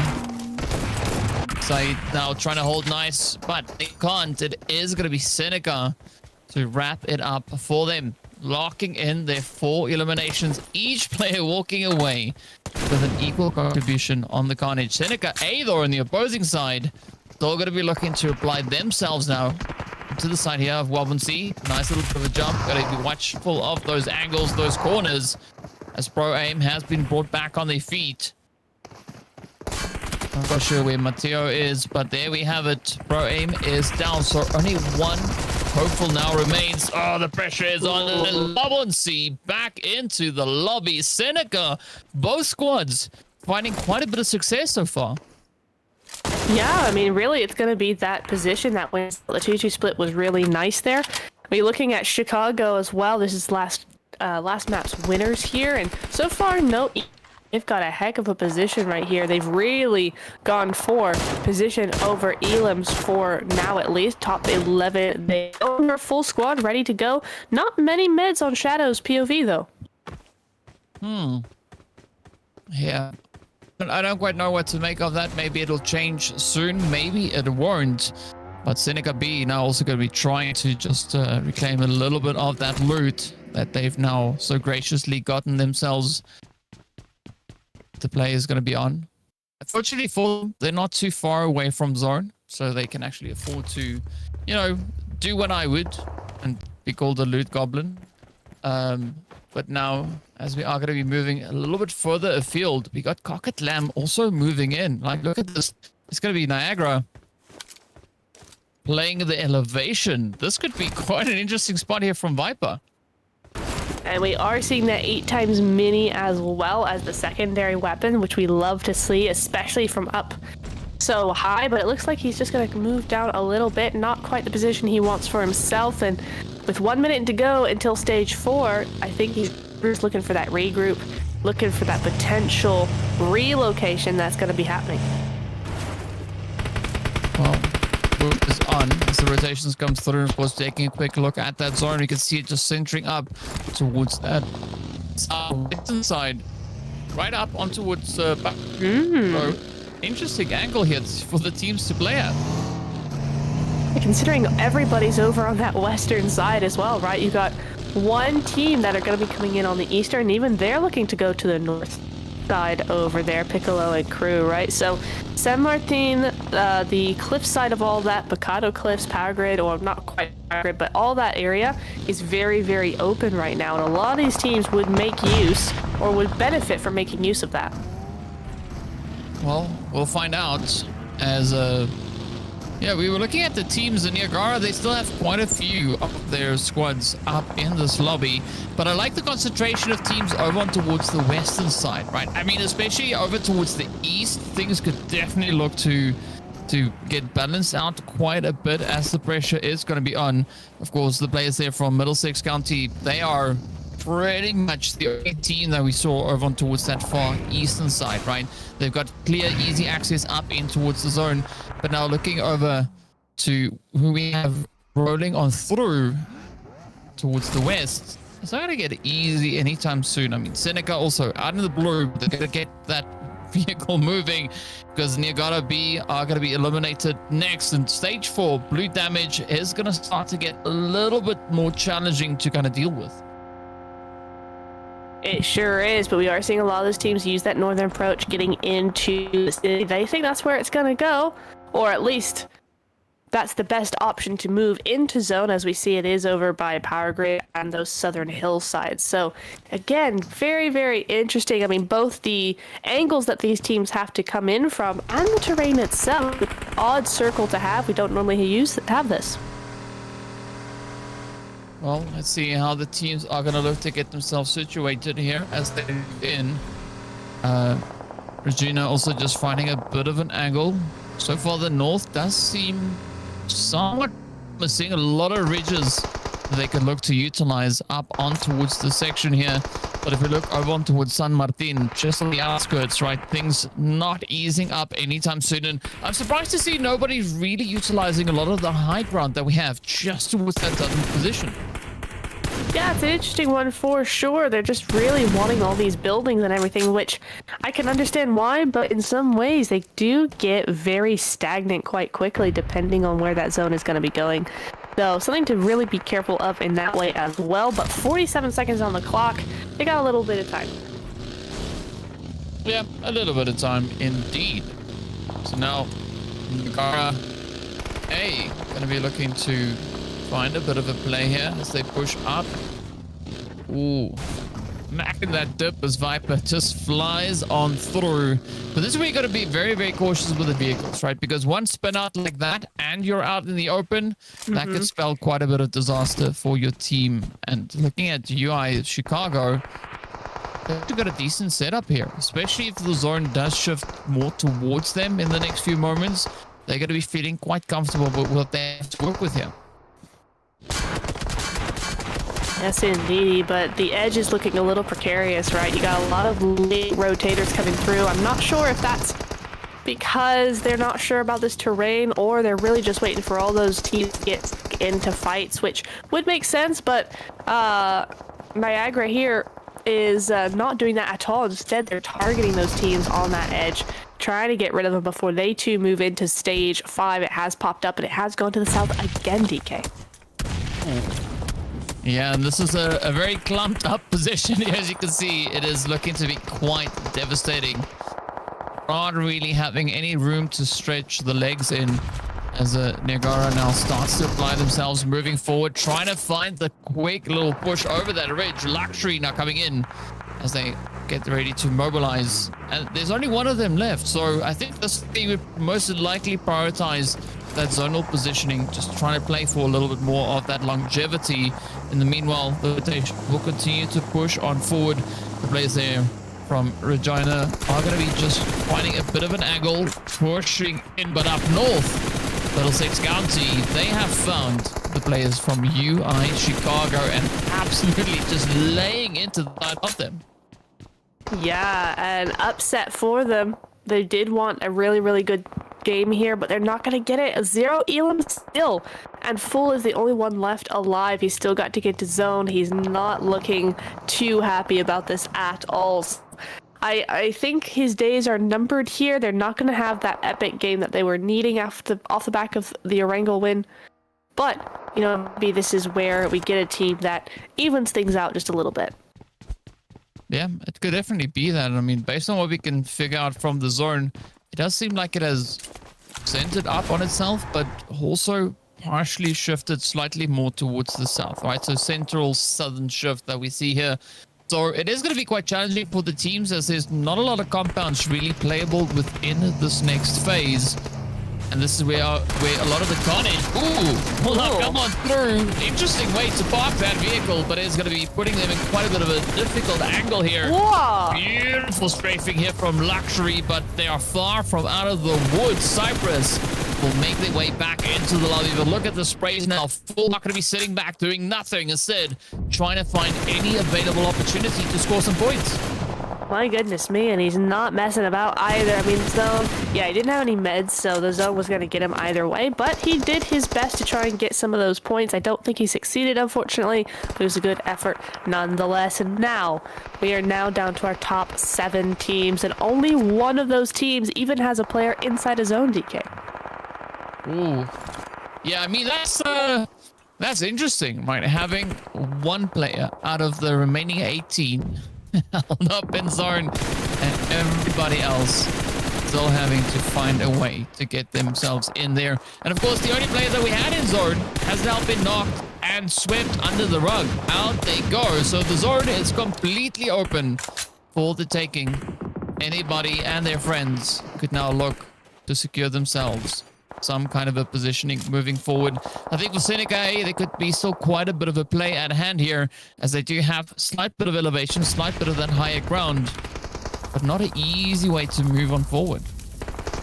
No, indeed. This is really hard for all of these teams in here. So many playing the edge, right, DK? So it's like, it's not... There's nowhere to... If you try and move along the edge, there's always going to be somebody there, and Seneca A seem to be the only team, maybe apart from WS, that could have a shot here just because of the edge play of everybody else. Oh, some pretty devastating shots now getting delivered on screen. Oh, look at that. Wow. Yeah, that is the end of Sam. Just running right up into that lobby. Going to be furious now, scooting up the nade, letting it loose. Could have just thrown a quick underarm one over the ridge and could have found themselves a potential hit there, but instead they find themselves a very quick access play towards the lobby. Piccolo will be playing a bit of that ridge. They're trying to survive as best they can, but the utilities seem to be absolutely on point, just blazing its way on through, and a very fitting name going through here from No Mercy, as that is exactly what they're showing moving into this final few bits of this match here. We are left with quite a few players, but so many of them have already been knocked down. Middlesex County could be the next team to follow. 3 will remain beautifully placed. That is going to be Seneca A getting swept away. Capilano A and B. Now, fighting to see who will be walking away with that winner chicken dinner. Capilano A, though, already hitting double digits. They sure are. A great show from both of these teams. They've really played this difficult zone very, very well. Both of them have pretty good spots in zone. I like Capilano B's better, but they're outside of zone, right? So I really like what Capilano A are doing now, trying to secure as much of that zone as possible. Got a 3-1 split there to really make sure they can't come in. Well, let's see if they'll be able to gatekeep it all the way into that winner chicken dinner. It is going to be a 4v3. Right, Capilano A here, they do have the advantage with HP bars and the player count. So now it's all going to be down to how they can utilize that. But I think the ridge, at least for Capilano B, could maybe buy them quite a bit of an opportunity, a bit of an angle as the sprays now connect. And up Phoenix actually getting spotted and poked at. So 1 down, 3 more to go. The zone is going to start to tighten on up. We'll see in the next moment, the blue is going to start to make its way on through. Up comes Dead Player trying to find a bit of an angle.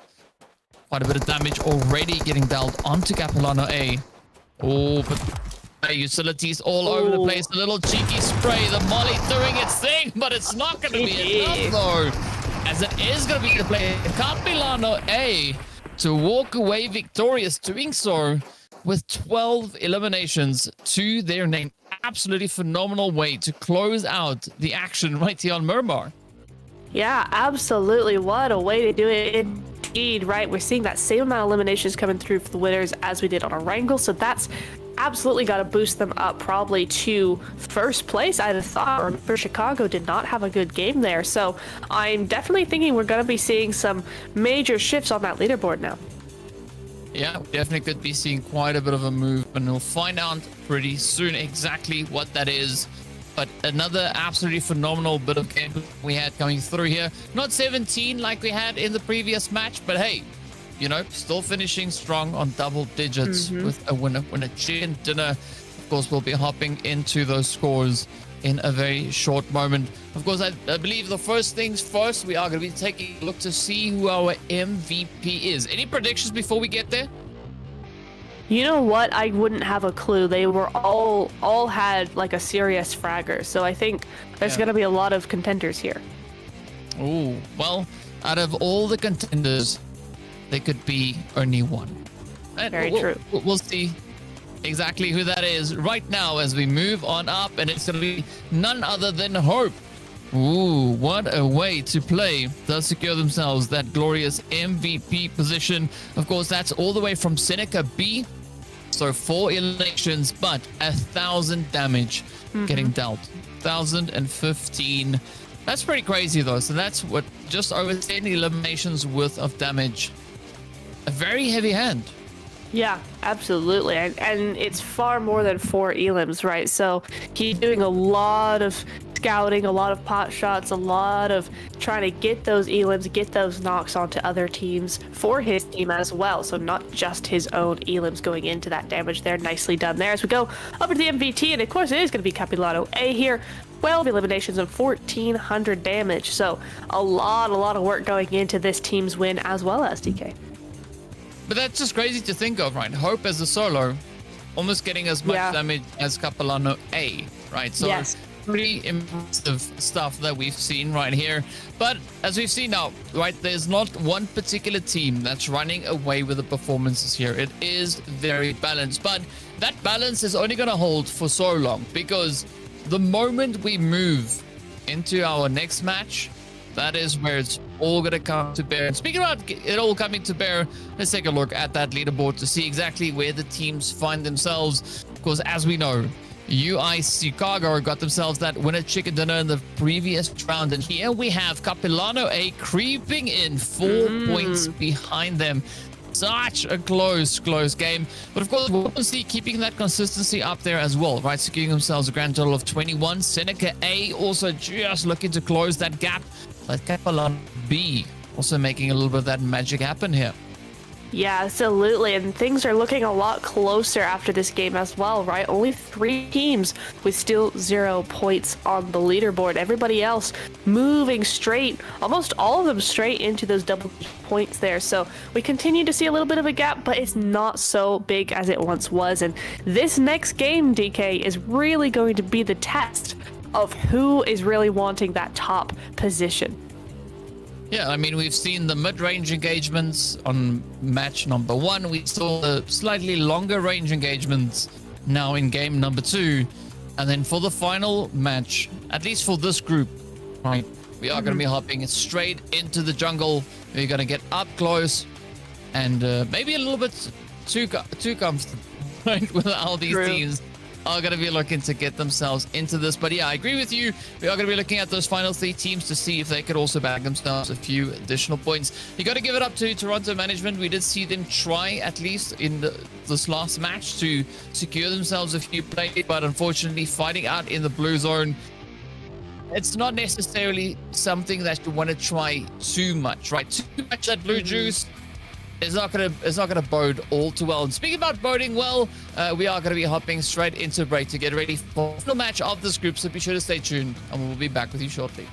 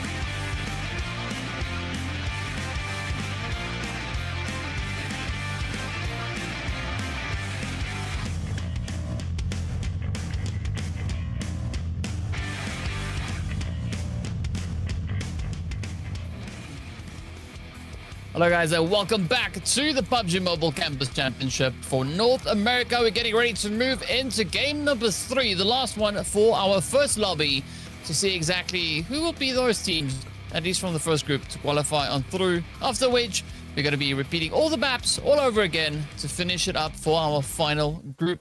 Today, of course, is going to be a bit of an opportunity over in the lovely jungle, Nep, to see who's going to be rumbling, who's going to be getting it, making it hot and sweaty, and just getting a whole lot of action going there as well.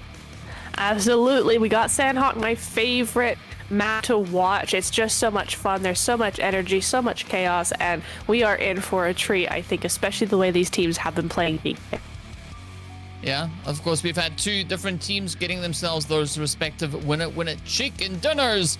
And there we have the list of the squads who are participating in this very first match right here. Now, we've seen quite a few strong attempts being made at teams pushing for the top of the standings. But as we saw also coming off the back of the last match, there was 3 teams that still need to do a little bit of points, right? Get an elimination or 2, whatever the case is. But yeah, realistically, I think only half of the lobby is going to make it through into that next phase, right? Only 8 teams from here and 8 teams from the next group can also qualify. So the pressure is going to be on. You want to get yourself all the way up into top 8. And as we saw from the points, right, getting pretty close, at least in the top session of those teams. I mean, the gap between 8th and 9th place is 1 point. Right, 12 for 8th, 11 for 9th place. And then from there, like one strong game could change it all. And this could be that decisive match. So, yeah, if you're sitting anywhere from 5th to 8th place, you're not secure just yet, right? You're still going to bring quite a bit of aggression in. But this is also so exciting for those teams sitting from 9th to 13th position to make enough of an impact in this final match, jump up onto the left side of the page.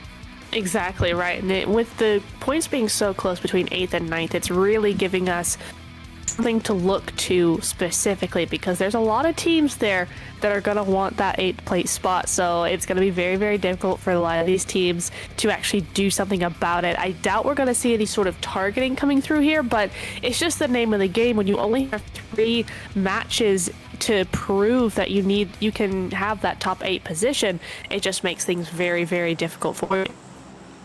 Yeah, it does. And of course, speaking about difficult, it is time to get the ball rolling as we head on in. You can see the flight path coming in from the west to the east on Sanhok. Of course, the flight path doesn't matter all too much. The teams could still quite easily access pretty much anywhere on that map. So it's all going to be down to how they get themselves situated in anticipation for that first initial zone. Any idea as to where you think it might be going, or is it also just one of those up in the air zones? It's kind of up in the air, but you know what we've been seeing across many tournaments? Basically in 2025, I keep seeing a westernly finish on Sanhok, like all the time. It's always ruins or Camp Alpha or something like that. There's always a lot of water. It's always trifecta in the middle. So yeah, there we go. I mean, it's more to the north this time, but we still have trifecta in there. So you know what? We're still holding out for that. I mean, maybe Trifecta is a tried and tested spot for these teams to get themselves situated. So I'm curious how that's going to pan out. But more interestingly, I'm going to be looking over towards Camp Bravo and Cow to see what's going to be happening there, because those are 2 hot drops that we have coming in here. I mean, the other POIs that I would think would have a little bit more heat coming through would be somewhere like Paradise, for instance. It doesn't seem like that is what the teams are looking to go for. So, yeah, we'll be keeping an eye on the feed. And here we go, Camp Bravo. Who will be the first team to get those elims on board? This is the question. I mean, they're pretty close, and they're looking as well, right? Already, those utilities are being used. It's only a flash grenade, but still, the aggression, there we go, is there. And with that zone being kind of right down in this area as well, there's not a whole lot of pressure coming from that quarter as well. So you are looking at these 2 teams kind of having time. And sometimes time is all you need, right? Yeah. To get through these plays. But the nice thing about Sanhok is time goes by a little bit quicker here, right? Yeah. Seeing that the map is just a smidge smaller. No, it's a lot more than a smidge smaller, but still, it's going to make for some exciting plays. We can already see the feed now starting to light up. The shots finding their way on through. So, yeah, Capilano A not wasting any time as they are already starting to light up the feed shots this way. And that, and of course, the team they're going up against is going to be Cocketlam, but a little bit of a response then coming through there from Cocketlam. Both teams now slowly locking in those eliminations, as we can see as we jump up in towards Cow. And where will that be going? And also, another thing, right? We should not forget about the Amazon gift cards. Yes. That are going to be coming on through. We're not going to show one just now. I'm just reminding you, right? You gotta keep a close eye, because yeah, that's going to pop up somewhere in between this match. It sure is. So make sure you're watching all the way through to get that. I kind of want that, not gonna lie, but I'll let y'all guys have it. I'll let y'all have it. It's fine. It's fine. But we are going to be looking now towards where is it? Oh, right, Cow. 3 teams in Cow. I suppose 2 teams in a solo and a couple on the outside. Not really 3 teams, but certainly enough of 3 teams to make a little bit of a war going on here up to the top. And they are technically still in zone right now. They have that time, but Cow is such a weird place to fight from. It's very difficult, really, to win, especially when you start adding multiple teams into the vicinity. Yeah, I think if it gets especially sweaty over here, it's one of the few instances where you could say, holy cow, right? Because, yeah, it's so cool. But speaking about cool, though, we're going to have 2 Amazon gift cards coming up this match. Sheesh. There's going to be 2 of them. Yes, and you say, sheesh, right, as Punjab sends out the utility there onto with their team. Nice sound effects on that. But let's see whether or not those sound effects are going to result into actual points, as Cocketlam are now going to be trying to close up at least a little bit of the ground here. And still, quite a bit of a contentious angle, right? Nobody really finding themselves in too much of a clear play, but I love this pressure starting to build here as the squad from Niagara are now start to surround Cocketlam and looking for a bit of an angle, bit of an opportunity. Could we see Max Payne now turning up the pain to the max? Really well played here from them. This is exactly what they needed to do. They got 2 behind now and 2 on a 1-1 split either side on the opening there. They're really putting pressure over onto Cocketlam now, and we'll see if they can come back from that, because once this sort of hedging in starts to happen, it's really difficult to come back from this. Yeah, there's not going to be a lot to recover. Maybe Vampire could make a little bit of magic happen here. Max Bay now coming through. Oh, beautiful hits. Connections have been made, and now this could be that full send coming through here from Niagara. As we know, right, the B4M that we see in their name also stands for Beg for Mercy, and that is exactly what they have in mind as we do say goodbye to yet another team now getting shipped back into the lobby. Cocketlam could maybe be one of the next squads to follow if they're not careful as to how they defend their angles here. Yeah, especially with 1 down, right? So you are looking at yeah, there you go, they're getting flushed out. So it's a 2v4 at the moment, which is not ideal so early on, and they're really using these smokes nicely, though. I mean, the DBS coming in there just to be a bit of a scare tactic, really. I mean, I would think twice about pushing those stairs after that, but, you know, I really do like how Beg for Mercy are really playing for this. Oh, out comes the push now, Rupper. Gonna be looking to let it loose around the bend. Full send, and there we have it. Cocketlam getting cocked and loaded right back into the lobby. Off they go. Wabonsi also going to be following hard on their heels as we're down to only 11 teams with 6 minutes in, almost 7 minutes in. And we've already said goodbye to quite a few squads already. And I think moving into these next few phases, things are only going to get more and more exciting as the team, they seem to have quite a bit of a objective in mind here, right? Get into the action as quickly as you possibly can. Absolutely, and that's the way to go forward, right? I mean, Cocketlam, they did go out early, but they left with 3 eliminations, so it's not the end of the world. We'll have to, I doubt that means they're still in, but still, you know, they went out with a little bit of a bang there.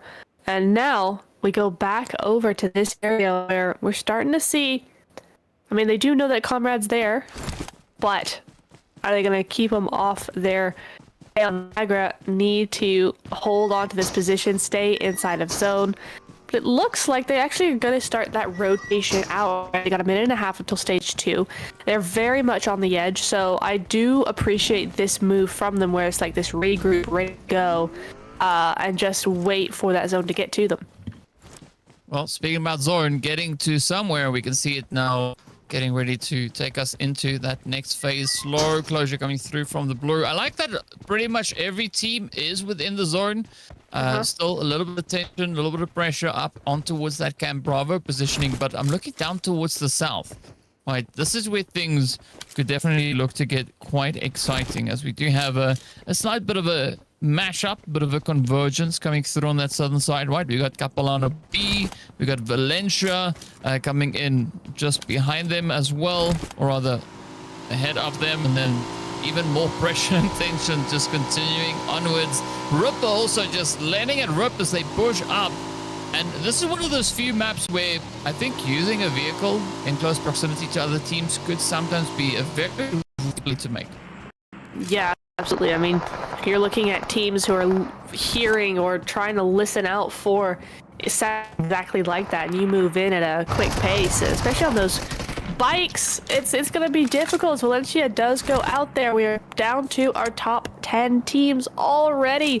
Stage 2 has just broken, and my goodness, is this even this might even be a record, DK. Yeah, they just I mean, we're not even at 10 minutes yet, right? And the teams are just continuously falling all over the place. Toronto management are going to find themselves in a little bit of a sticky situation here, as they're going to try and survive as best they can. Pressure is on though. Oh, look at this. Niagara, also Viper, just poking in from the side. Nice wraparound play. This is what we love to see. Teams just dynamically using the terrain. Oh, this could be the wrap. This could be it right there. Wizard somehow miraculously managing to evade a big portion of that onslaught, quickly falling back into hard cover, still having only one teammate left to assist along the way. Middlesex also getting ready for a little bit of a play, as they continue now to push up from the southern side. We saw them pushing in from outside of that zone, and things also looking quite challenging. Vegeta is down. Is Trunks now just trying to clear it out before moving up, as we also then say goodbye to yet another squad. I mean, they're dropping like flies, DK. I mean, it's Niagara and Niagara B at the top of that elim list, right? 5 and 4 so far for both of them. We do not see Chicago anywhere near here, so their top position is looking a little bit dicey, but still, it should be fairly shoot in for that top 8. But now we're starting to see a third party there. Sate, Gary's gonna go out and down. I think there's definitely gonna flush there from somebody. There we go. That's gonna be Site down to just 2 in this area. Well, that's gonna be an interesting play now. Let's see whether or not. Oh, Cyprus could maybe get a little bit of something here, as they do have this advantage. As they start to push on up. Oh yeah, things looking pretty good here. Gotti trying to hold steady, doing quite a bit of a number with that DBS, but unfortunately, yeah, it wasn't meant to be, as they will get taken out right then and there. But Cyprus, good application that we saw from them, and of course we know they need points, right? They came into this match with a bag of donuts. Now they have some points, and this is exactly what we want to see, right? That opportunity for the teams to try and push. I mean, even looking at the Niagara B, they also came in here with exactly the same amount of points, and now they've got 4 eliminations up, right? So the team's doing some pretty good work here. They sure are. Yeah, it's a nice show in this final match, right? Because remember, they only have this game left. They've only got 7 teams to get rid of before their time is over here. So they've got to play this very carefully, and I like the aggression that we've seen from them so far, especially really all the teams. Their aggression in all the teams has been actually really nice. Everybody's been pretty strategic with it. Everybody's understanding when to go and when to not. And so far, it's been a really good game. Yeah, it's pretty great when everybody understands the objective, right? Yes, that's always good. Plan. comes together. So let's see how the play would now find itself up onto its bootcamp. We are getting ready to move into stage number 3. 8 teams. That's what we've got left, right? The numbers heavily dwindling at this point. But I think Cyprus definitely have a bit of an opportunity, right? They've gotten a bit of a boost to their morale here, and they could maybe bring quite a bit of opposition onto the side here of Niagara. So, yeah, the heat is on, but it could maybe be somewhat short-lived as we see players from Seneca also now starting to try to insert themselves up into the region here. They are indeed. I really want to see where that zone is going to be going in the next minute, though, because a lot of teams seem to be centering up over that boot camp area, and while that's all very fine and well and good, you are seeing that zone has gone slightly to the north side there. So a lot of these teams already have to kind of figure out who's going to be making it across that road first. Yeah. And this is you're damned if you do, and you're damned if you don't. So the pressure is going to be on. But I like this the slight setup that we see coming through there from Seneca B over towards the edge, right? Not excessively trying to cause too much chaos over in towards bootcamp itself. But I think they've got a pretty decent setup. Once the teams start kind of rotating out of here, you can see Psycho just riding on the ridge. But now the pressure is on here still for the players from Cyprus as well as Niagara as the pressure starts to build, right? Bluzor will now start to closing up. They don't have to worry about that zonal positioning, but they have to worry about where the next phase is going to take them. Yeah, because when you're on the edge like this, it's very rare that you're going to actually get zone in any sort of meaningful way, right? There's going to be some sort of path that these guys have to cross to get out of boot camp and into zone. I doubt it's going to be such a hard shift that you're going to be looking at staying in the same place. Well, speaking about staying in the same place, throw your eyes up to the top of the screen. That segue has nothing to do with itself, but there we have it. It's going to be the Amazon gift card on screen. Be sure to grab that as quick fast as you can. And that is the first of 2. We'll have another one making an appearance soon, somewhere within these next few stages. The faster the teams work through this game, the faster we'll get that code to pop on up yet again. And of course, that will, I'm pretty sure, repeat for the remaining 3 matches here for the day. But now, Cyprus doing a little bit of that due diligence, clearing out the compound as they move a little bit further afield. Oh, great utility usage coming through, but it's going to be Manzel getting dropped down. Vampire just yeeting themselves out of the window, getting ready for the charge as they push on forward. Max Bay now having to try and defend and keep the at bay. Oh, love to see this. So far, gotta say, Niagara B doing a pretty good job. Yeah, they really, really are. There's a very instant push coming through. The reactions are really good from this team. They know exactly when they're supposed to push and where they're supposed to be as a team as well. So really, really nice push here. And you're starting to see those elims start to rack up, right? 7 on board for them. Cyprus, less so. You got a 4v1 going on. He does have that S12, but it's not going to be enough. Down he goes, and that's going to be them 8th place only. Well, I mean, it's still, I think, well within the placement point territory, and to ensure that you as the viewers could get your hands on a little bit of those points as well, right? I know Amazon gift cards no points, but it's $5. So if you've not claimed it yet, be sure to go and try that out, see if you can get your hands on it. In the meanwhile, we are left with 7 teams as we approach our blue zone for stage number 4. It's going to be Ripper just ripping up alongside Lobster here, trying to pick up the rest of the crew as they get ready for that push, but Ripper's taking quite a bit of damage. And now it's going to be down to those final few squads, right, to see if they can do what is needed to secure themselves within the top 8 on the overall standings. The pressure is going to be on. So I think this is a good decisive play being made here by Niagara, trying to get out of that blue zone position and maybe push a little bit further afield. But you're still going to watch out for Seneca B lying in wait just alongside them.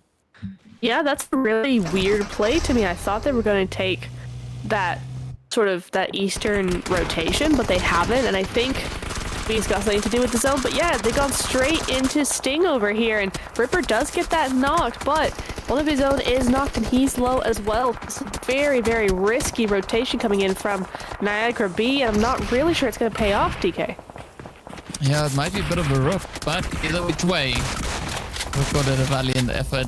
And this is now Vampire trying to do everything they can, but it is just going to be such a difficult spot to get out of, as you can see.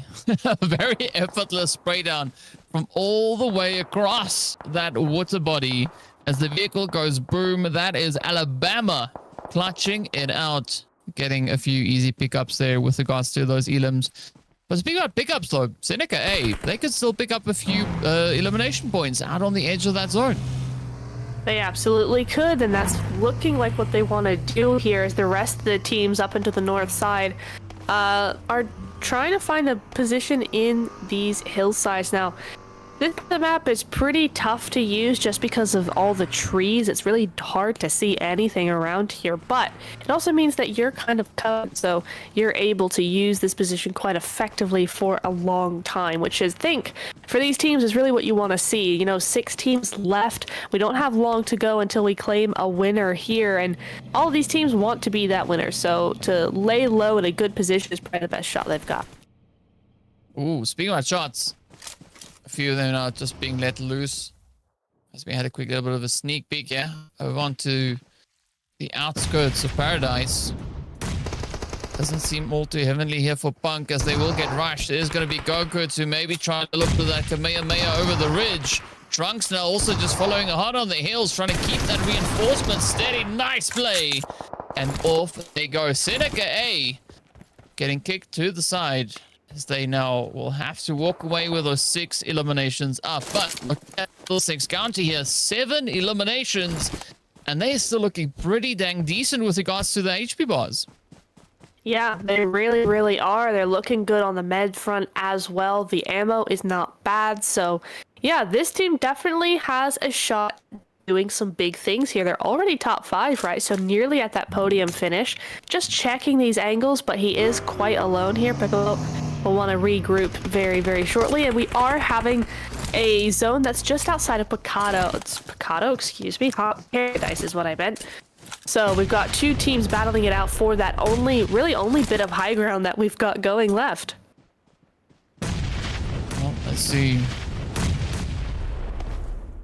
how this high ground is going to play out, though, right? Because, I mean, Capilano B, also one of those teams that performed quite well over on Miramar. Now, looking to maybe pick up a bit more of that momentum that they could have had. Seneca B, oh, they're going to bite the dust. Oh, look at that. Whoa. Just letting it loose as Niagara keeps on pushing on through Capilano. Quickly posting that one up, and, well, oh, Capilano getting swept away under the rug. And speaking about rugs, though, there's some more Amazon gift card codes up on screen. So be sure to get your hands on that. Go redeem yourself that code while we look to see which of our final 3 teams want to reign supreme, walk away with that final chicken, at least for this group. It is going to be Capilano holding steady, getting rushed on, and down they go, down to 2. 12 eliminations now coming through here for Middlesex County, and I mean Alabama just barely within that zone. Yeah, I mean, I think it's fairly safe to say who we've got coming in here, as long as they don't overdo it. That's a good knock, but he's out in the open there. He is a quarter HP. Piccolo is going to have to delay now a little bit. Trunks is now knocked, and you're starting to see they're just a little bit overconfident, but no, the gun skill backs it up. That makes it cool, and he's looking for that 1v3, and he's almost gonna grab it here. The amount of damage coming through is astronomical, and it is Middlesex County College to actually get that win for themselves with a huge amount of eliminations. I mean, that was a beautiful play coming through from Piccolo right there at the end. Right, a very bit of excitement. A very bit of excitement. Wow, that's glorious English coming through right there. Well done. A very exciting bit of gameplay. Let's close off the final match for this group here. Of course, the winner chicken dinner, as we just saw going through right there. But of course, we've got a few things that we need to settle, right? We need to see how our MVP is, who our MVT is. and of course then ultimately what that leaderboard looks like. But I gotta say, very, very satisfying Sanhok that we had here, right? The team's just pretty relentless. No, absolutely. They did such a good job. All these teams did a great job. They knew what they had to do, and they did it very, very well. So, really good job there. And it is, of course, going to be Trunk7U grabbing that MVP with the least amount of damage we've seen so far, DK. Yeah, I mean, Middlesex County represent right there. 674. I mean, but that's balanced, right? Very, yeah. Just a little bit over 6 eliminations worth of damage, so very little missed opportunities there. Like, you could almost say all the shots they shot, they landed, and they did exactly what needed to be done. Yeah. But speaking of which, let's see if that holds true for the rest of the crew as well. The answer is yes, as they walk away with their glorious 16 eliminations and 1883 just the other day worth of damage they brought on in here. Looking at 1813. 1813, but you almost had it. You almost had it, but yeah, a really, really good thing. Here we go. Our leaderboard overall ranking, and it is going to be Middlesex County with that win to top the leaderboard, DK. Oh, a glorious 42 points, 26 elims. Yeah, that just feels exceptionally good for them. I mean, of course, as we saw, 16 of those coming through in this last match, so no surprise to see them sitting with so many points up. But as we've mentioned before, we are going to look all the way to that 8th place. There's only so many teams from this group can move forward into those grand finals. So yeah, big congratulations to everybody that has made their way into those grand finals. And of course, valiant effort brought through by the teams, if you see over on the right hand side, right? Valencia, they played a really strong game alongside Niagara as well as Coquetlam, still managing to secure themselves some decent amounts of eliminations. Regina also gotta commend the gameplay, right? I mean, first time we've seen them make it to the stage. I'm pretty sure that they've obviously, played their way through the qualifiers previously. But it's good to see some new talent, some new teams coming up, making it into the semifinals, and of course, adding even more pressure onto the battlefield. It is indeed a really, really good show from all 3 teams. I've been really surprised to see how aggressive and how strategic these teams were as well. So really, really good first lobby coming in here tonight, DK. Yeah, well, with the first lobby done and dusted, that means that we've only got one more thing to do, and that means go for lobby number 2. So we are going to be repeating all the maps all over again, but it's going to be new groups, and we'll be seeing that in a short while. So be sure not to go anywhere. We'll be back right after the break.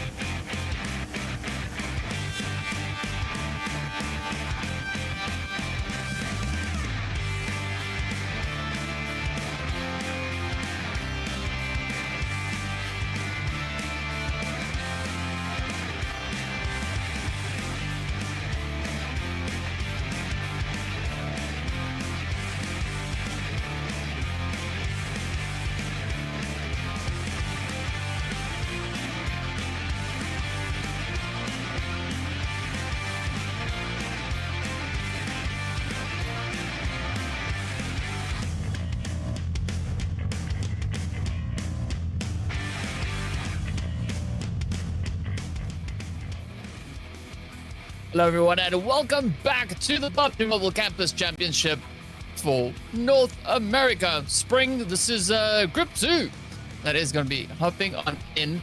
And of course, we're going to be seeing a few more familiar faces, a few more familiar teams making their way on into this next lobby. But Nip, what do you think of the action so far?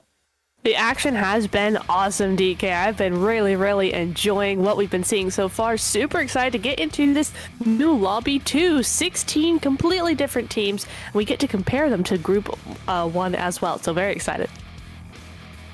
Yep, there's going to be quite a bit of pressure starting to build up as we move on forward.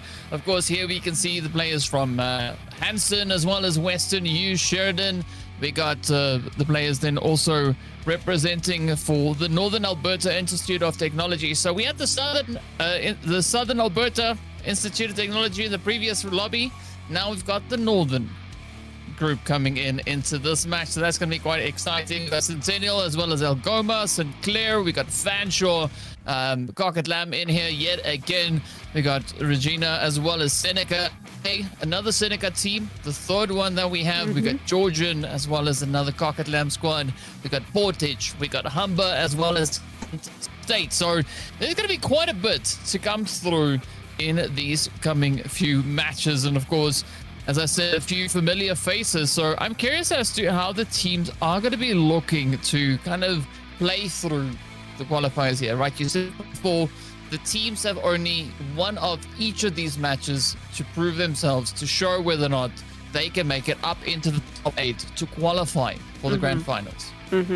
Yes, indeed. Only 8 go through. And as we saw in Lobby 1, it was pretty rough there, right? It was very close for these teams. So hopefully we can see something similar go through. All these teams are going to be trying their hardest over 3 matches, Erangel, Miramar, and Sanhok again, just to get to that top 8 position.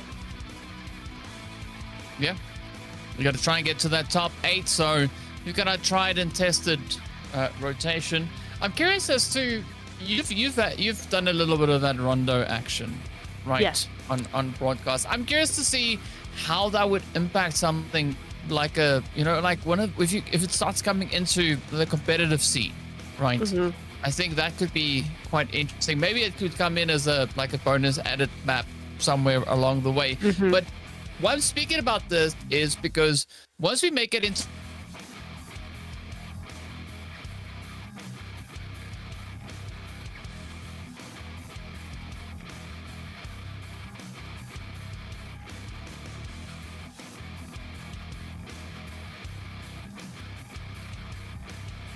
a few of those pro teams out there, and I think this is a great way for the teams to get that entry point, to get that exposure into that. Absolutely, yeah. This is there's a lot at stake here, and as you said, this is a really good test and experience for them to get through here, because when you make it as cutthroat as this, it does mean that you're getting just a small taste of what it's going to be later on if you do get that PMSL qualifier slot. So yeah, it's a rough night for all of these lobbies, to be fair. Yeah, a little bit of stress, a little bit of pressure, it's not going to do too much harm. Sure. Either way, well, I'm curious as to if we're going to have that consistent kind of change up as we had in the previous group, right? 3 different teams taking the victory at the end. Or maybe are we going to have one team that's going to try and do a little bit more consistently? I think there's going to be quite a bit at play here. So the teams, especially the teams in this lobby, a lot more of these teams we've seen around the block several more times. So yeah, I think there's a lot to look forward to, and the teams I think are gonna look to hit the floor running. They are indeed, and if you want to catch all the action, you need to go over to our social medias. Make sure you're following this event and PUBG Mobile in general on Instagram, Twitter, YouTube, and or Discord. If you will join the next rendition of this event, go ahead and join the Discord server as well. All kinds of good stuff waiting there for you, as well as keeping up to date with everything that's going down. Remember, PMSL NA, it's not going to be too far away now, so if you want all the updates on that as well, then go ahead and grab the social media handles. Yep, so you can stay up to date and know when to see your favorite teams that might qualify for the qualifiers, right? Compete and see how they fare against those mean machines out there. And of course, while we make our way on towards that, of course, there's also that share of the prize pool that the teams are going to be playing for in the grand finals, right? So the prize money is going to be all the way from first to sixth place, ranging from $6,000 all the way down to 500. So a nice little bit of bank to bank on at the end. Yeah, absolutely. So not only are you getting a shot at those slots, you're also getting quite a bit of cash, to be honest. Gonna be looking very nice. I mean, second place is $1 grand each, so definitely something to play for here. We're looking very, very good. And so far, you can tell that these teams have been giving it a run for their money. They're really, really trying their best to secure this prize pool. Yeah, no surprise the teams are working as hard as they are. But, yeah, it's all going to come down to what the next group is going to look to bring on through as we head straight on down. It is going to be go time. Again, a relatively decent flight path going through here. Not going to be too limiting to where these teams could look to get to, unless, of course, you're looking to go to the extremes, right? All the way to that far east or that far western positioning. But still a decent approach all the way from Savoni down onto that Millie base. And Nip, this is where I'm curious as to whether or not we could maybe have a repeat zone or a southern zone. Oh, I would love a military base zone. Can we please have that? I need that in my life, to be honest. But for now, the other teams are going to be moving on forward with their positions. Two teams going up to the very north there, probably Kameshki and Stolper. The rest of them moving on over through down to the middle ground there. So two teams going to Yasnaya, a few going over to Rozhok and Pachinki, and so on and so forth. You're seeing a lot of movement now. Yeah. Movement is going to be the name of the game. This Naya Poliana could be a nice little bit of a hotspot that we could have. But in the meanwhile, yeah, it's still looking to see who's going to be dropping over where. Players here from Sheridan making their way on down. Interesting approach that they're taking. Trying to get a little bit more towards that eastern side. But this maybe qualifies a bit of a late drop. Not quite sure. In the meanwhile, it's going to be Kent State now trying to defend the apartment buildings up towards schools. They already have a few unwelcome visitors running in right alongside them. They sure do, but they now have 3 elims all to themselves right now. Just a solo left alive here.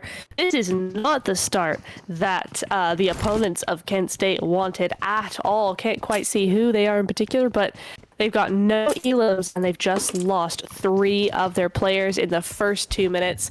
Not good at all, DK. Yeah, the pressure's going to be on. We can see Smokey just riding out on the edge there, hoping for a bit of an angle. And they decided to go for a honey badger. I guess looking at the apartments, right, you can't be too picky with what you take right here, right? You got to take the first weapon that's available and just grab it and go. But let's see whether or not Smokey is going to be able to get their way out of here. As it looks to be a little bit more challenging. I don't see any reinforcements. Well, obviously not because, well, the rest of the team is shouting from within the lobby. But the pressure's on, right? And this is now Kent State playing a little bit more of a cautious game here. They don't want to overextend themselves and maybe get caught by surprise here. Yeah, I mean, it wouldn't be the first time we've seen a 1v3, right? So, yeah, I said it the first time. But, so yeah, they are going to be keeping this pretty cool and collected at the minute. Not really going to be bothered with him for the moment. And we can see what other teams are doing. There's nothing else in that elim feed so far. So very, very quiet. Just playing their game as we would expect for that first game of their lobby of their day. But you do see Kent State, I mean, they do have those meds a little bit. They do have some of those better loot items. So now you will start to see them try and flush out this final member. Yeah, let's see if Elgar can survive this final push onto their last remaining hope for you. I mean, again, right, Kent State, ruthless, not doing as the name suggests, right? You would expect with a name like that, ruthless would be, you know, rushing out there trying to claim everything all over the place. I say that, and Ruthless has the highest elimination count so far in the lobby, sitting on 2 as an individual. So maybe they are still kind of staying true to their name.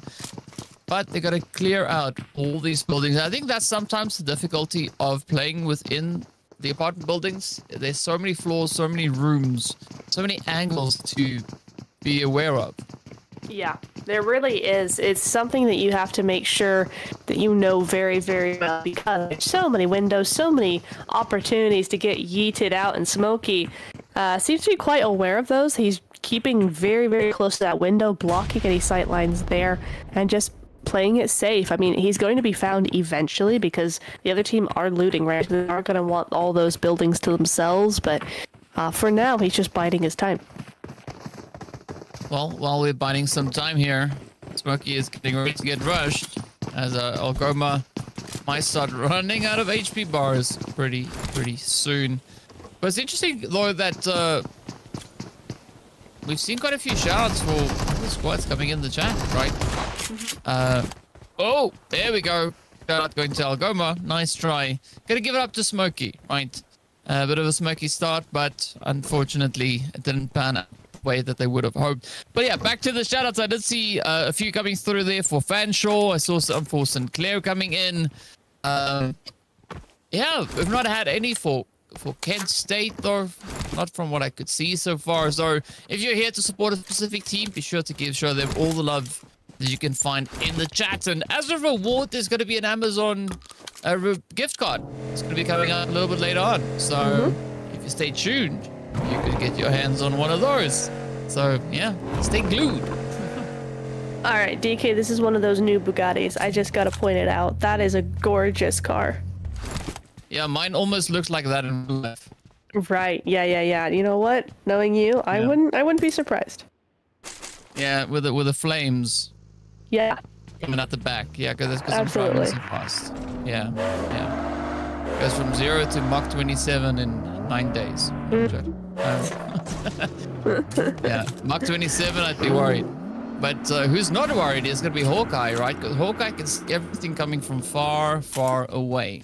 So I want to see if Hawkeye is going to stay true to what their name would suggest here. And of course, not going to say no to a little bit of that bridge camping coming through as Western U. 24 hours gets right down to business. Yeah, really nice here from 24 Hour. He's doing such a good job to combat this gatekeep here, this bridge camp going on, and it just really leaves this other team kind of stranded as Western U able to just take control of this area completely here. I can just imagine 24 Hours sitting up on the bridge and saying, I can do this all day. Right. Good play there from Vroom Vroom coming through as well. Really driving that shot in there. But let's see whether or not they can get that full squad wipe, right? Because, yeah, Western, though, only one Elam, but they've caused quite a few casualties. There we go. Confirmations now slowly trickling on through. As you can see, the players now getting wrapped up and shipped out. And that's it, right? We got, yeah, even more players. And that, of course, the players from Seneca A. So, hey. The numbers slowly dropping, and it's going to be Seneca A left with only one. It's going to be King. Yeah, and he's hightailing it out of there. He's trying to get to that zone ASAP. And I do really want to know where that zone actually has gone, right? I think 3 minutes to go as the zone's starting to come in now, and it has left the southern side. So no island finish for us, but it does go over towards that quarry area as well. So gonna be interesting to see how these players play it all out and get their points where they need them. Yeah, find out. Let's see if is it Suzanne? Or was it pronounced fancy way? I don't know. Like a Georgian also making their way on through. Some interesting letters up in here. All trips me up. Okay, all the like if they, especially if they spell their name with letters in there. Yeah, I'm sorry. I'll just say I'm old. I can't figure it out. Pretty much, yeah. It's rough. It can be quite rough, but we'll try our best nonetheless. As we see, interestingly, we've got Georgia Pole inside of zone. Those warehouses are inside of zone. So definitely looking towards a more northern shift here. 400 meters to go for this team right here. Fanshaws, I think that says. They're moving on up and through. And no one's in the vicinity, so they got a pretty clear entry. Yeah, I mean, it's going to be smooth rolling all the way through. At some point, they are going to find someone along the way. We can see a few vehicles up towards that northern positioning, so there is going to be engagements coming through momentarily. But I got to say, this is a glorious rotation up on towards this western side of the zone here. I mean, not much really to contest anything, right? They've got clear access to sneaking on through. They've got compounds up ahead. I don't know if they're going to look to kind of establish a position here or aim a little bit further afield. They're going to be very decisive because we can see the vehicles and the players right over there. We absolutely can. Yeah, that's going to be a little bit of an issue if they're not careful, and we are starting to see a lot of things happen in that Elim feed as well. Somewhere on the map, people are going down. We're down to 14 teams now, 51 players left alive in just 10 minutes. So this is really going to be quite the interesting match, DK. Yeah, definitely is. I can see a few more of those shoutouts coming through in the chat. R2D, aka Kent State, getting a few of these shoutouts. I said I didn't see any for them, and then up they come, right? So well done. Portage also going to be looking to get themselves positioned up, as well as the players here from Nate also looking for a little bit of that more elevated angles. I mean, up on Everest, it could be a pretty sweet spot to play from, especially if the zone kind of keeps it in that angle. Absolutely. I mean, we've seen so many teams do so much damage from Everest. So definitely a spot you want to hold on to if you can. But we'll see how that plays out, as well as Georgia continue to have to move on up here. They're going to have to leave this compound, move up, and there are other teams waiting in the wings here. So we could start to see some locations pretty soon.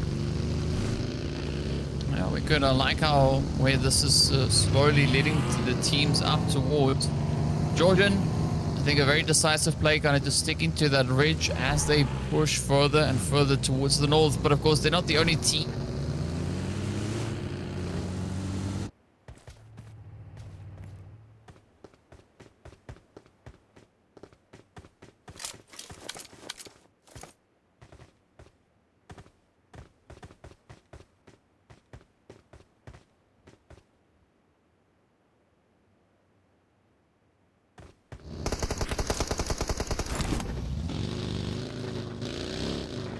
No, indeed, and I think it's something we see quite a bit, though, is that these teams don't want to do that anytime soon. They will wait until it's the absolute last moment because it's such a hefty job to have to do. Well, speaking about doing, here we go. Teams now doing rotations, heading a little bit this way, a little bit that way. You can see Georgian now having to kind of rethink the approach here, right? They were committed to going up north, but then having to kind of double back on that. And of course, just up ahead of them, we did see the players there from Fanshaw also just trying to kind of, you know, lock it in. A bit of dominancy, a little bit of angle. Spot to call home for the time being. But let's see, all these potential angles maybe evolve into something more, because I mean, we've got a minute and a bit of change left until we move into the next phase.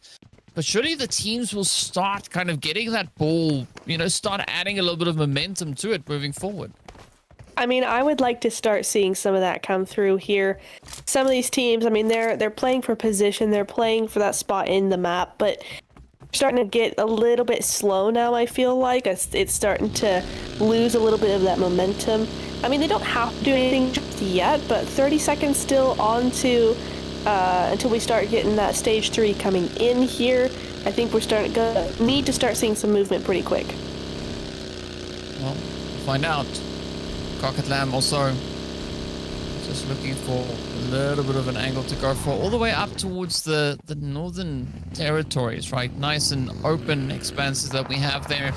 Fanshaw, in the meanwhile, looking into the side here of Hospital, also doing, I like this due diligence though, right? Keeping a very close eye on both angles. So we got the north lockdown, we got the south lockdown. Now Fanshawe just needs to decide what is their play going to be. Hawkeye,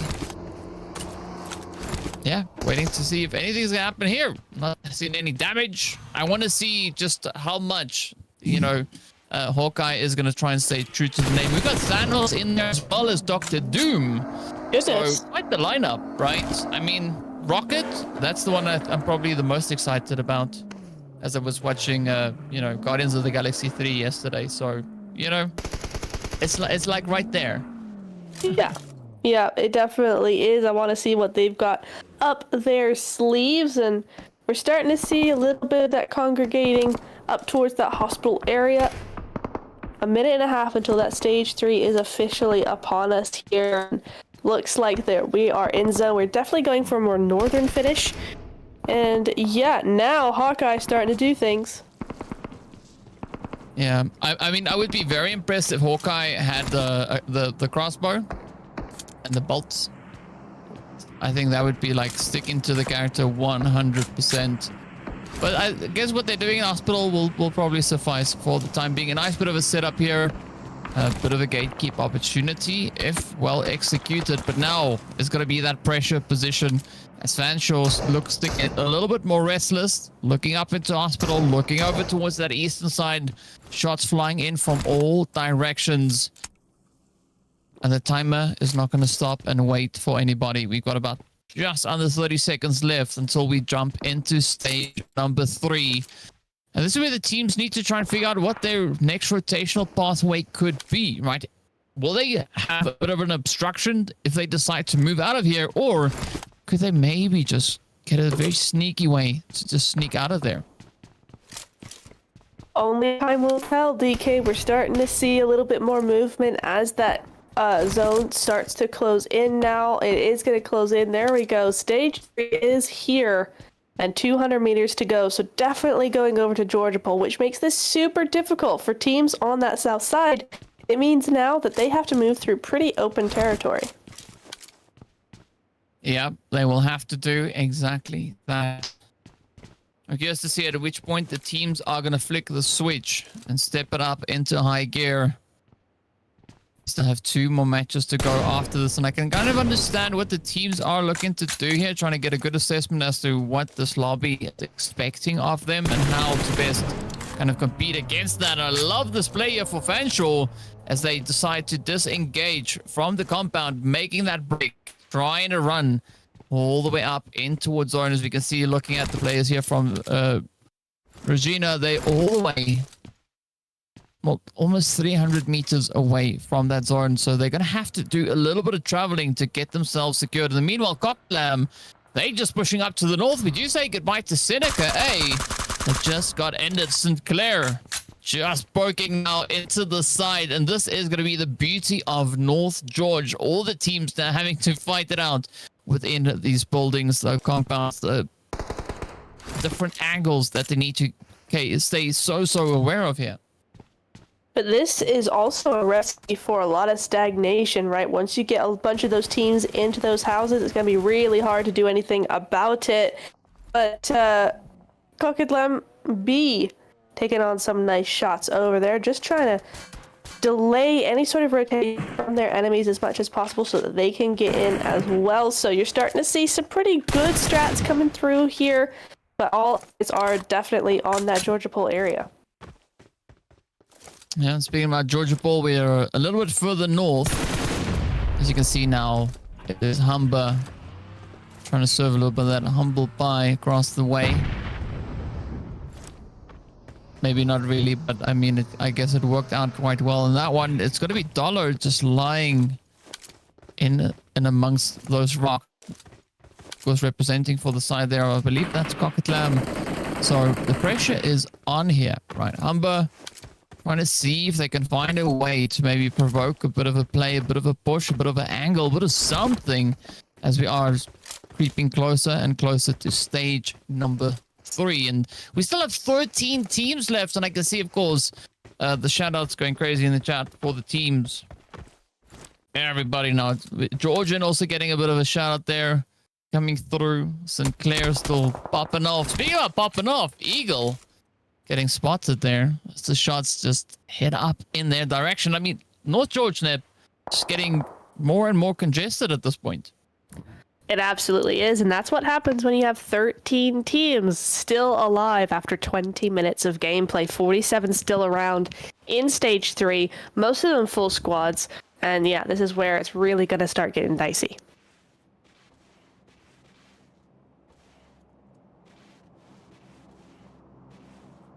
But, yeah, we're going to be looking over towards Erangel a little bit, but while we do that, you know, make sure you get your $5 Amazon gift code. We got another one at the top of the screen there, so GG's over there, whoever gets that, first come, first serve.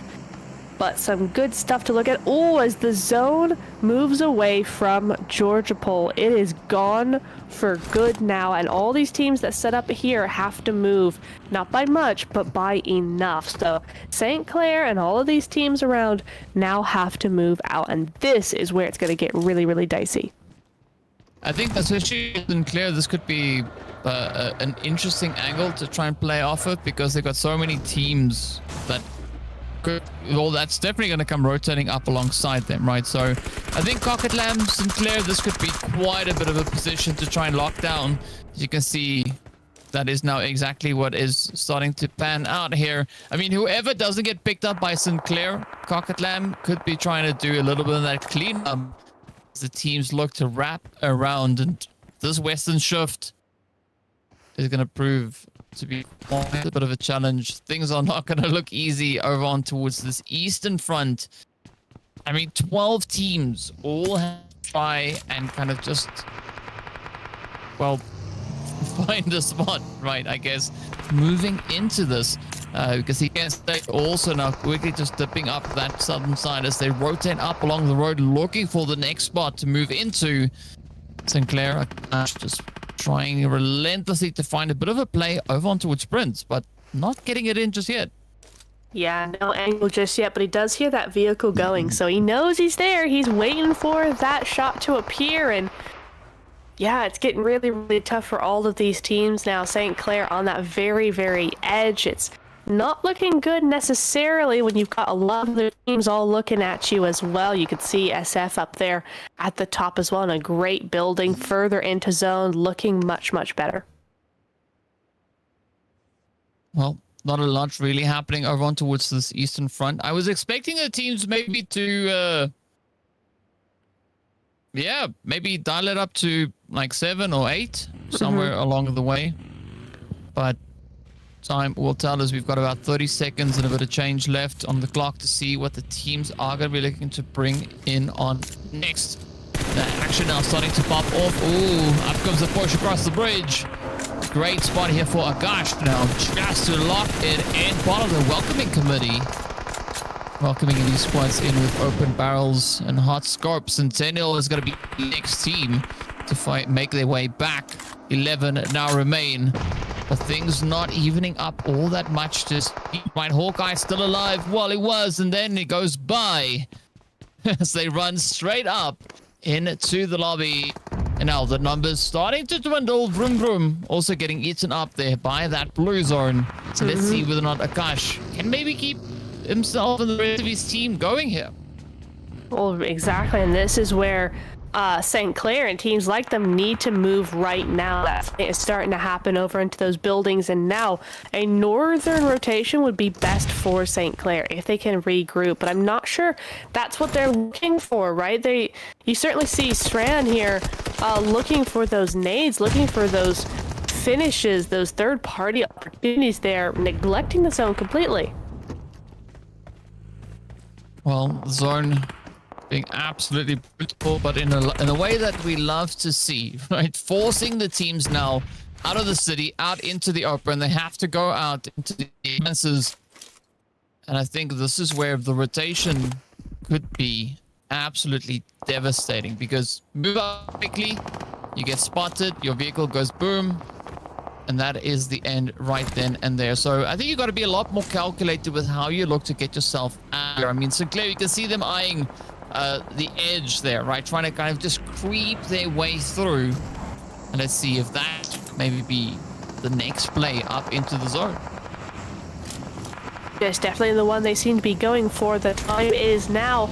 It's a little bit late in my opinion, but if you're looking for those third-party opportunities before moving in, they've done a good job. But Humber is here. 7 eliminations on the board so far, and by the looks of things, looking to get a couple more here. Great position from them in zone.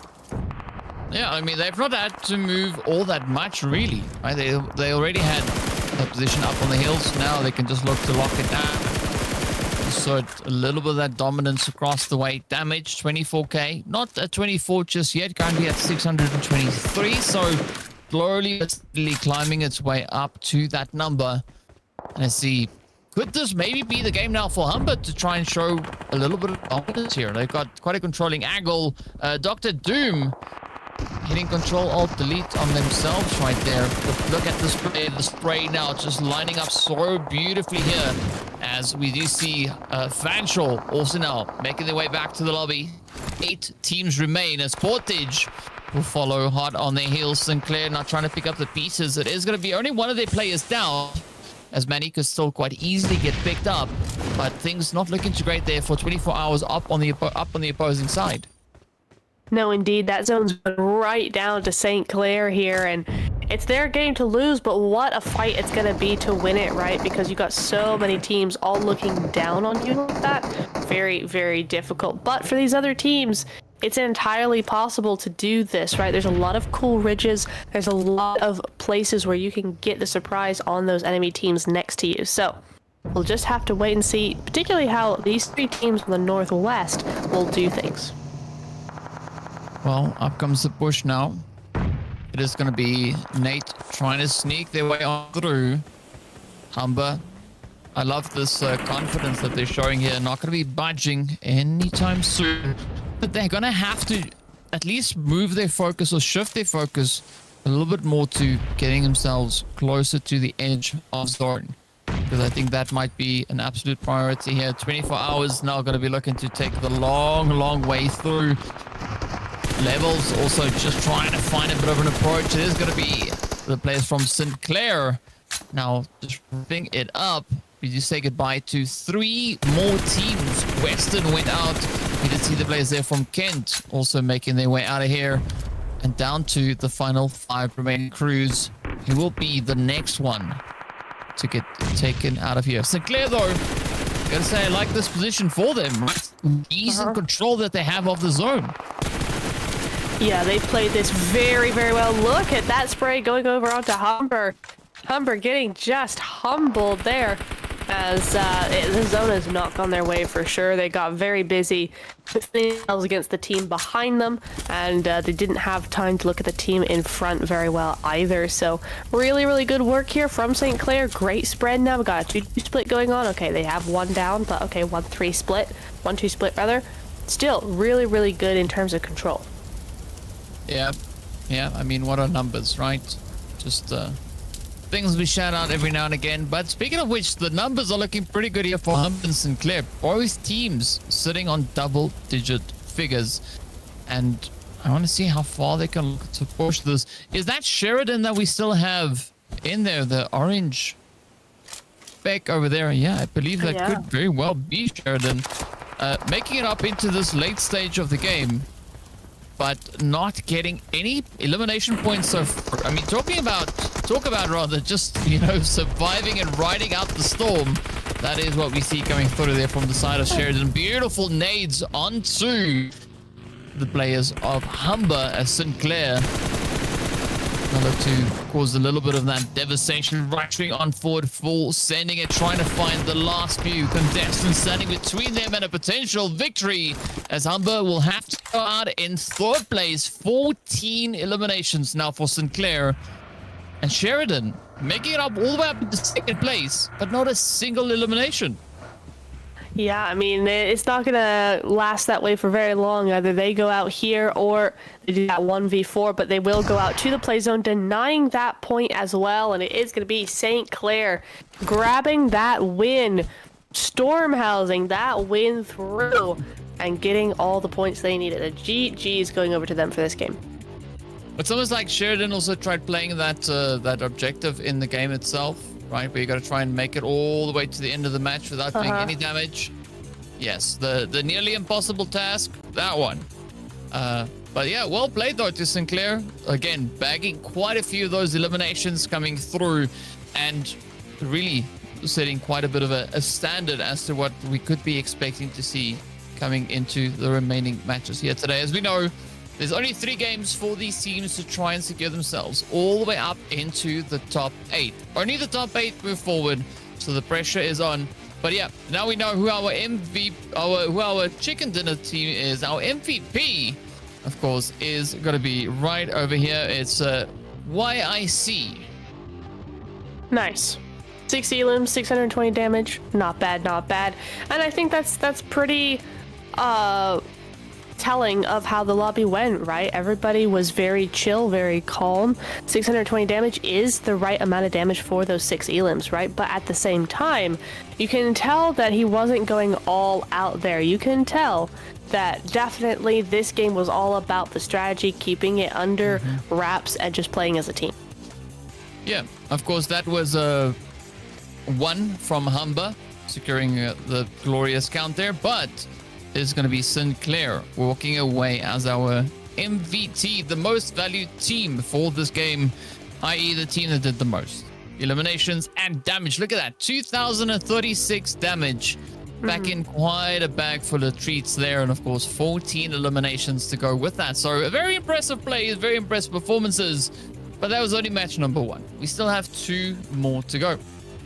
We sure do, and what 2 games those are going to be. I'm gonna really enjoy those, especially because Miramar is coming up. Maybe we'll see a few more sniper shots being used as we go over to the overall ranking, and St. Clair, of course, is going to be our leaderboard top with 24 to 16, and then 8 for Georgian as well, and it keeps on going down. But it does seem to be a little less of a discrepancy between these placements. Yeah, I mean, it's a lot closer coming through here. Aside from our 2-3 outlier teams that we have at the top end of the standings right over there. It's funny because the first match, the top 3 teams were all like factors of 9, right? 9, 18, 27. This one is factors of 8, 16, 24. Right. So I like how that all works out. But of course, we have a few teams over on towards that right-hand side that need themselves a few additional points. And, well, hopefully that'll all change coming in the next few matches that we have lined up. So be sure not to go anywhere. We'll be back right after the break with a little bit more of that Miramar action.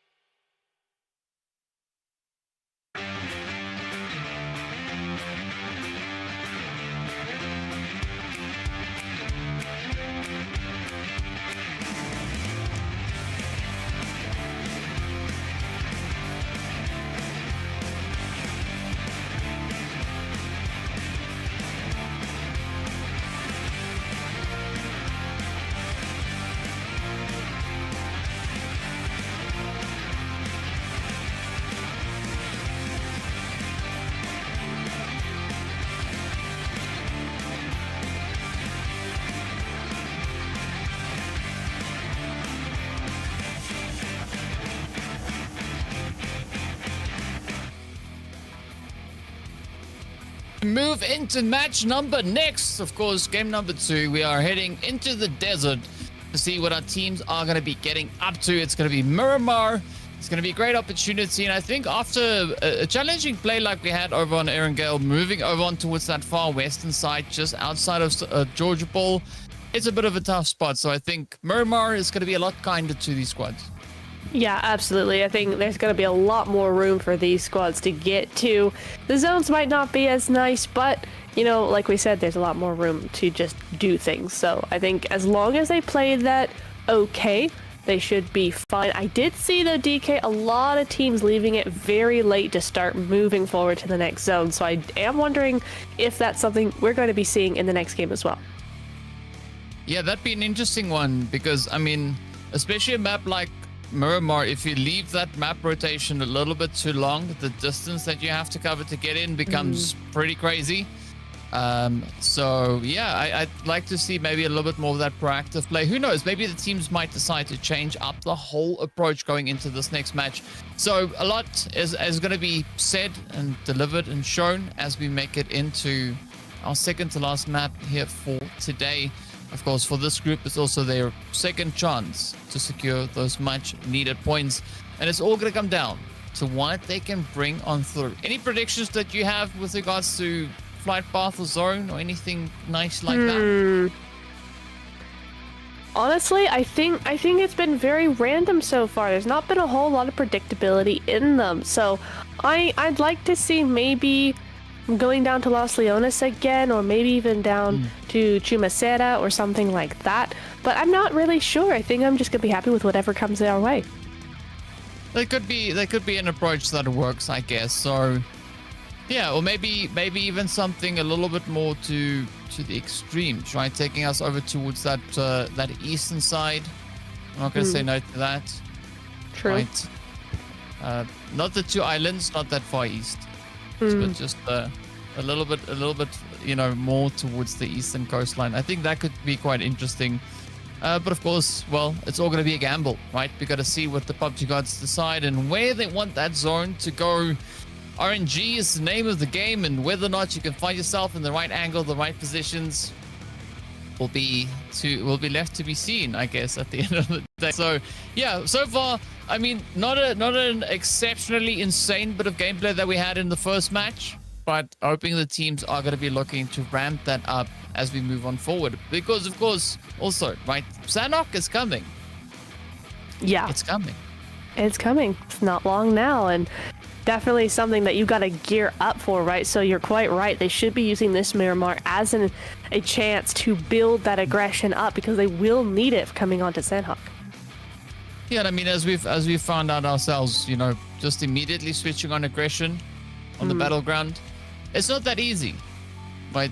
The teams sometimes make it look a lot easier than it actually is. So, you know, for us muggles, you got to try and build that up, trying to get the momentum going until you can eventually go like, oh yes, brah, brah, and then, you know, just go crazy. But yeah, we'll see. Couldn't have said it better myself. Yeah, I'm just itching to get into game now, right? Get that plane path going, get Miramar going, get those dusty sands into as many shoes as possible, as they're all going to be running for those vehicles. So we'll see how that gets going in just a couple minutes. But DK, I mean, I guess you probably did your prediction sort of about zone wise. Do you have anything about the teams? No. I am open to suggestions, because, and the reason why I say that is based on what we had in the last match, it was difficult, right? That zone shift going over towards the western side, I feel like a lot of teams didn't necessarily have the opportunity to really play proper strategies like they might have wanted to. So I think coming into this game, match number 2, Miramar, there's going to be a greater opportunity for that now to really come to the foreground, for the teams really to kind of show us what they can do. Because, I mean, realistically, at the end of the day, Miramar is one of those maps where you sometimes need to be a little bit more dynamic. Yeah, right? You do. It might be big, but it could be just as risky as Sanhok. Absolutely, yeah. It's got its perils for sure, especially when you get an alm involved, you know? I'm just saying. But yeah, I guess we just have to wait and see, DK. We have to wait and see. Chat, let us know who you're supporting, who your predictions are going to be coming into this Miramar. We want to see them. I have chat up right now. Let's see what they're saying. A lot of 777 coming in here as well as St. Clair. So Georgian as well I see in the chat. So let's go ahead and see what they have in store for us as we're about to get into game, DK. Yep, here we go. We are starting all the way towards, or rather from Puerto Pareso, sticking to the south as we cross over La Driera, heading over to just the western side of Monte Nuevo. So, yeah, interesting flight path. I think if you want to go to Campo Militar, you should probably have started driving already, because it's quite a way away from where that flight path is. But I don't see teams necessarily going there, right? It's a little bit far-fetched. But who knows? Maybe the zone decides, you know what? Nah, let's do it. And then it pulls all the way up towards Torre Ahumada, Campo Militar. I think that could be a pretty crazy shift for the zone. You know me, though. I would love to see that. I want to see it go right up to Cruz del Val and really give these teams what for. I want to see the aggression, man. I want to see them put to the test. And we will see very shortly if that's exactly what we're going to have or not, as the plane path is starting to fade. A lot of teams moving down to that south coast as well. We've even got one team in Parto, so a good spot to be in, an easy rotation out, but some of those teams might be aware of it. Yeah, Bartona could be... I mean, I'm happy that they upgraded the kind of loot situation there, right? Adding more buildings and whatever to that, because it was never really a feasible location to go for if you wanted to commit to something. But I like the upgrade that came to that. But yeah, rotations sometimes still prove to be somewhat challenging for the teams to move on forward. Chumacera, though, is going to be nice and humid, right? You got at least two teams looking to find their share of the action here. We do indeed, and it doesn't really look like they're going to be messing about. They're interspersed. There's not one side versus one side. They're all in the thick of it. Smokey going to be the first to go down, though, but it's immediately reciprocated there, so a knock on either side is going to get this ball rolling.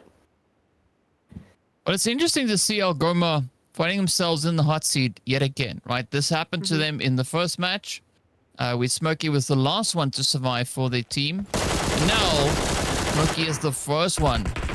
Not necessarily down and out just yet, but it is not looking good. As you can see, Ghost also not getting hit. So it's up to Gabar and Stun to see if they can pull through on this one. Meanwhile, Cockatlam, they also have themselves a bit of a situation to try and deal with here, right? I mean, it's not going to be an easy run over the side of Algoma, but it does seem like Cockatlam are looking a little bit more well off so far. Sure are. 2 points on the board, 3 minutes into the game. I wouldn't complain whatsoever about that. So we'll see what they've got going on into the rest of the game. Certainly with that momentum, right? We've been talking about building momentum, building that aggression, and 2 elims off the bat is not going to be the worst way to start this. No, it gives a good boost to the team morale. I respect the fact that Algoma also kind of disengaged from this fight. Right, trying to play for a little bit more of that longevity, trying to make it much further into this game. I mean, we're only 3 minutes and a bit of change in here, right? They still have 2 players up, so it's already looking much better for them. But they still have a long way to go, as we are still 2.5 minutes away from Blue Zone closing up on the first wave here. Hawkeye, curious whether or not we're going to have that opportunity come through. I want to see the sprays. I want to see the shots. I want to see all the teams living up to their names. I do as well. I want to see everybody doing their utmost here. And, you know, even if you don't have your full squad, even if you're only a duo, there's a ton of things you can still do. So I want to see specifically how they're going to be looking to play the rest of this game now that they are down to that duo. But 146 now coming in until we have stage 2 on our hands, or rather start to see that zone move in to a new stage 2. So we'll see how that works. But for now, Yeah, we got several more minutes before anybody has to really do anything. Yeah, I see the chat also going crazy there for Dev. Right here from Sheridan. And let's see whether or not Sheridan is actually going to look to fight this, get in a bit of a fight here, or are they going to look to rotate up? Doesn't seem all that clear just yet. In the meanwhile, we got Nate also trying to make their way through to Masera. Yep, seems like Thug has been able to avoid a large chunk of the potential engagement there. So it does seem like they're heading further and further down towards that southwestern front. But a very rocky approach, right? The terrain not being all too understanding, right? Quite bumpy. It could easily just hurtle your vehicle off down a cliff or something. Yeah, I don't think I'd want to insure these vehicles. You know, there's a lot of paint scratches, there's a lot of bumps, there's a lot of suspension issues now that you go across these terrains, right? But moving over to Chumacera, we have a new contender here. It's going to be Nate. They're moving in onto that northern side, or rather, it's technically the southern side, but to me, I always think of high ground as north, so to me, I'm always like the northern side. It's not, it's the southern side. It's high ground. Yeah, remind me not to go on a hiking trip with you. Where are we going? No, we're going north. We are going north. Where's that? Up the hill over there. Oh, that's on the east. I'm like, Well, yeah, it's north. What do you see? Up is north, you know, down is south. Everybody knows that. Sure. If you guys agree with that argument, let me know in the chat. I don't. North is north and south is usually south. Last time I checked, but you know. Agree to disagree. Who knows? Who knows? In the meanwhile, Nate finding a nice bit of tranquility over here in Chumacera, which is not something that you get all too often. Ooh, Chopper showing off with the vehicles, showing us this is how Nice. you just, you know, put a few fancy maneuvers. The confidence just beaming over here. But I wonder at which point that zone is going to start closing. The answer to that is in 3 minutes and some time until we see where these teams will need to move to next. Yes, indeed. Still several minutes. Man, I just want to get to the action, DK. We got to get to all the gunslinging, but it does look there might be something going on in the Elan feed as our first team goes. We have 15 teams left alive now. Not sure who left us there, but it was somebody for sure. Thanos is down, but he is going to get revived hopefully here. And yeah, this is where we're starting to see Kent State now moving in next. Over onto Rocket is down, over onto Thanos is down, and Kent State able to just clean up very effectively. Well, clean up definitely going to do them, you know, bode quite well for them. 2 eliminations up. And of course, you got to put a few additional holes into the cheese van because why not? But now it's going to be the big one, right? Will we find more of that? Are we see the teams now starting to get this ball rolling, or was that but just a glimpse of what is yet to come? That is the question indeed. But let's see. Oh, nice little bit of drifting going on there. They got time, they got places, they got space. So nice little bit of drifting going down here. And let's see. I mean, this is a nice rotation from them coming down to the south side, down from ruins or wherever they have been. There's normally not many, if any, people here. So this is going to be a nice open rotation for them. Yeah, it's a nice, beautiful open rotation, but we would like it more nice and open if the teams open their barrels and scopes onto each other, right? Getting up close into those engagements, into those fights. And it's going to be Hawkeye and the rest of the crew here also now just slowly moving their way on through up towards the northern reaches. But where will it go? They still have a long way to rotate up in towards zone. Maybe a Hawkeye could see all the way into zone from being so far away, but I'm not quite sure if the rest of the squad would be able to do that. Of course, it is going to be Sheridan now paying very close attention to the bridge here. As you can see, the vehicles rendering in slightly before the building start. Ooh, there we go. We've got movement. But will we see the connection being made? Will the shot land? That's the big one. That'd be a heck of a shot, to be sure, but I think it's just a little bit far out. And they don't want to draw too much attention to themselves for sure. There's a lot of people still in Shumaseta, etc. So I think for now, Sheridan do want to be rather quiet with this. Just set up, get where they need to be, and wait for that next zone. Well, we'll find out. It's going to be Gabar looking to go flying a little bit. Makes it up the hill. Via is where we find ourselves right now. Are we seeing a little bit of the team pathing that they plotted out on the map? Is that what we have right there? No, okay, never mind. It almost looked like that. You know, when you're in game and you pin all the points down, you're like, let's go there, let's go there. But yes, up Max on the bridges here. Yeah, he does, right? I thought that's what I saw, but I think it's just like a cable cart route thingy, whatever. Speaking about routes, though, here we have Flip now on route straight into the side here of Sheridan. Very interesting spread that they've got. It is an interesting spread for sure, and one that could leave Flip in a world of hurt here. He's got to be very, very careful. I think he's done for. I think he's actually done for. There's no way they don't take the shot. Yeah, very, very easy not coming through there for Raju.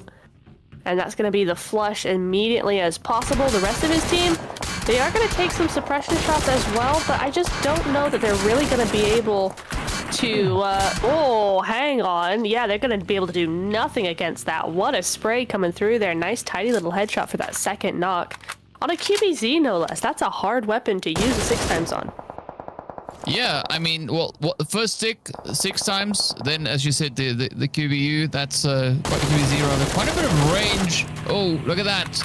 I love the rush though from the rest of the team, right? Pushing up and just absolutely going. That really could be nice. Dollar, yeah, Dollar now having to pay for their discretions. Firing over onto the bridge, how dare you? The rest of Sheridan cleans it up, and that is going to be Coquetlam B, our next team to make their way out of here. 4 limbs right on the board there for Sheridan. Really, really good work for them. What a play coming through, and long range as well, right? That was a long push up, so nice for them to have that positioning and that wherewithal as a team. As we now move over to Humber, big heavy-hitting team coming in from the last game here. And they are looking to be in the middle of things. Kent State as well, trying to get their teammate back up. Well, let's see now. Pressure is there. Kent State doing a little bit of patch up, right? Rise Prince. It's funny that he's getting raised up, right? So Prince will rise, as the name suggests. But let's see. It is going to be Humber now looking to apply themselves onto the side of Kent, or at least what they can find. Here's Ninja. Tries to make a break. Right now, just putting a little bit of distance, but at the same time, the crew now moves on in. So make a little bit of that bait and switch coming through from the side of Kent State. The numbers are there, but will they be able now to get that play onto Humber, or is it going to be Humber that actually gets the play on towards them? Because as we know, right, one here from Humber got that MVP award in the previous game, so maybe we could see a little bit more of that. I wouldn't put it past them, that's for sure, right? A big open map like Miramar. We've seen some pretty gnarly shots coming through here so far, so I do not doubt we could see something coming out from Humber as well. But this game is taking it's much slower than the last game, that's for sure, right? 13.5 minutes in, only 14 teams remaining, so we've only lost 2 teams here. So these teams are really taking their time with it, really allowing the game to progress naturally without rushing it too much, which is pretty nice to see, actually. Yeah, I mean, it is nice to see. It does. It allows the teams to not necessarily have as much pressure on their shoulders going through their rotations. But at the same time, we want to see the craziness, you know, the shenanigans coming through. So hopefully we'll get blessed with that soon enough. Oh, I like this though. It's going to be Algoma. We've now managed to survive well past being the first team to go. Find themselves now in an interesting sandwich. They are getting rushed rather from the north and the south, and this is going to take the party to the next level. And these two teams moving in on that southern edge. So this is going to be quite the play. Sheridan now trying to lock it down. But of course, they are going to get a few unwanted visitors knocking at their door, trying to find their way on in here. But how will this one pan out? Ooh, King trying to reach on in, but it's started cold now instead, getting whooped up as that UMP just lays into them. Yes, indeed. No mercy being shown here. Wait, what? What just happened? Third parties. Third parties, but like from right behind them. Yeah, from the north. The shots coming through from the warehouse or on that interesting side. Okay, I got a little confused there, but yeah, it's getting kind of tricky, right? With these third parties coming through here, teams are starting to get a bit closer together, and those big scopes and those minis, those DMRs, those snipers, they're gonna start coming into play a lot more here. So now we're looking at Algoma down to just 2 players, for instance, in between 2 larger teams. So for them, they have to be very careful. Yeah, I mean, Sheridan, this was maybe a little bit of a slightly more risky push to take on. I mean, not that Seneca A is necessarily going to present too much of a problem to them, but more looking at kind of the angle that they found themselves in. I like the fact that Sheridan quickly mobilized and just try to get themselves out of that pressure play, because I think if they stuck around there a little bit too long, things might not have gone the way that they would have wanted it to. Quite indeed, but stage 3 has made an appearance. It's away from all of these teams on the edge cliff sides here. 100 meters to go. Looks like we're going a little bit further into that mainland. What is that party bus skin? That's slightly crazy. I don't think I've seen that one before. Yeah, it's this other thing called a rabbit. Well, yeah. Yeah. Yeah. So it makes you quite jumpy. Right. And then when you hop in it, they go, well, that's it. For goodness sake. For goodness sake. This guy. Well, anyway. Let's see what Stug can do. Maybe he'll get a play onto stun there as Gabar has been dropped down. I'll leave the van alone for the time being. Meanwhile, Colts, right? They got themselves a little bit of an opportunity here. We've not actually seen all that much come through from the Colts so far today. No, we haven't at all, so would like to see more from them for sure. As the Sheridans now regrouping, moving on in and trying to get some semblance of safety in this new zone. They do have some opponents, but they're looking to move further up and in, so they should be okay for now. But STS does get one taken out here, and that's going to be then down to a trio for this next phase.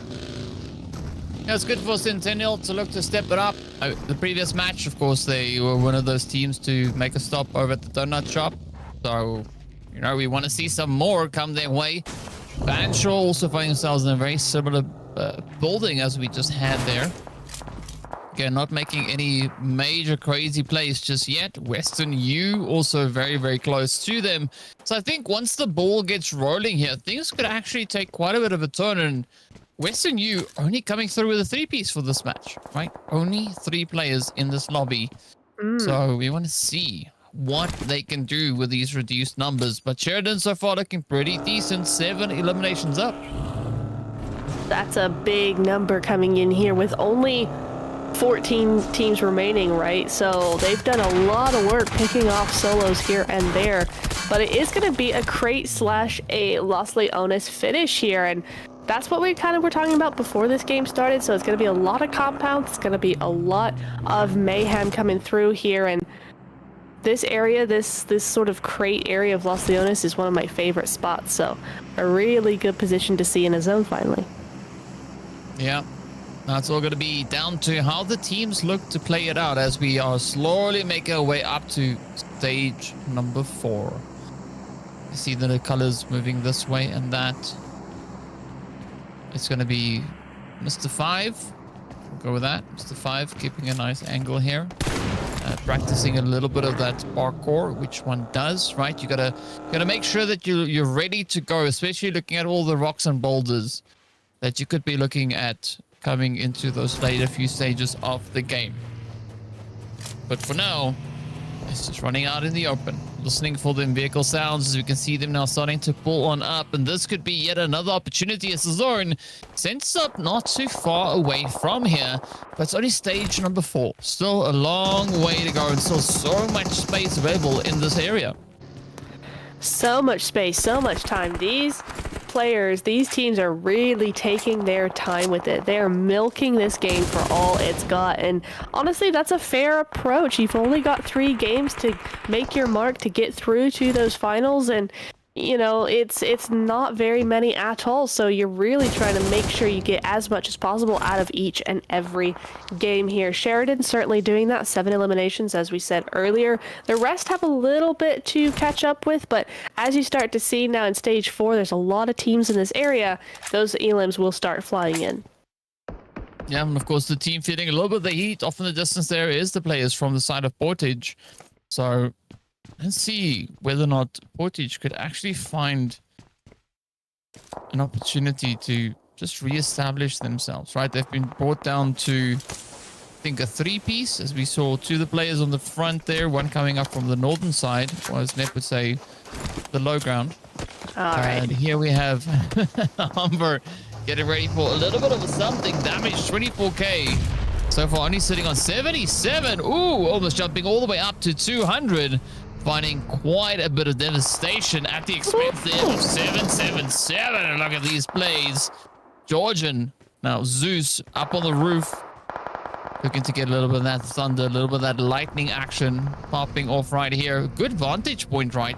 All the way across the way. Sure is. Yeah, a lot of area to be scoped out from here. But for 77 or 777, they've really got to get a move on. 40 seconds until that zone starts moving on in. They've got to find a space. Looks like Toxic is down. They're going to try and get that res going, but I mean, it's very precious time is money. But where have we seen this before, DK? I feel like this is deja vu. Yeah, wasn't it a move that they do in Counter-Strike? Sure. Yeah. Let's go with maybe. that. Who knows?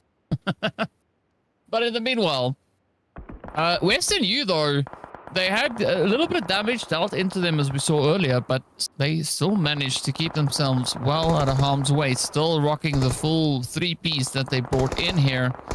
So things are looking pretty good on that front. Coquetlam, we can't say the same. Got to be trying to ride out that blue storm. Can't sip on too much of that juice. It is not too good for your health, as we can see Vibe now feeling all of that come true. Humber, though, going to be the next team out of here. Damage 24k.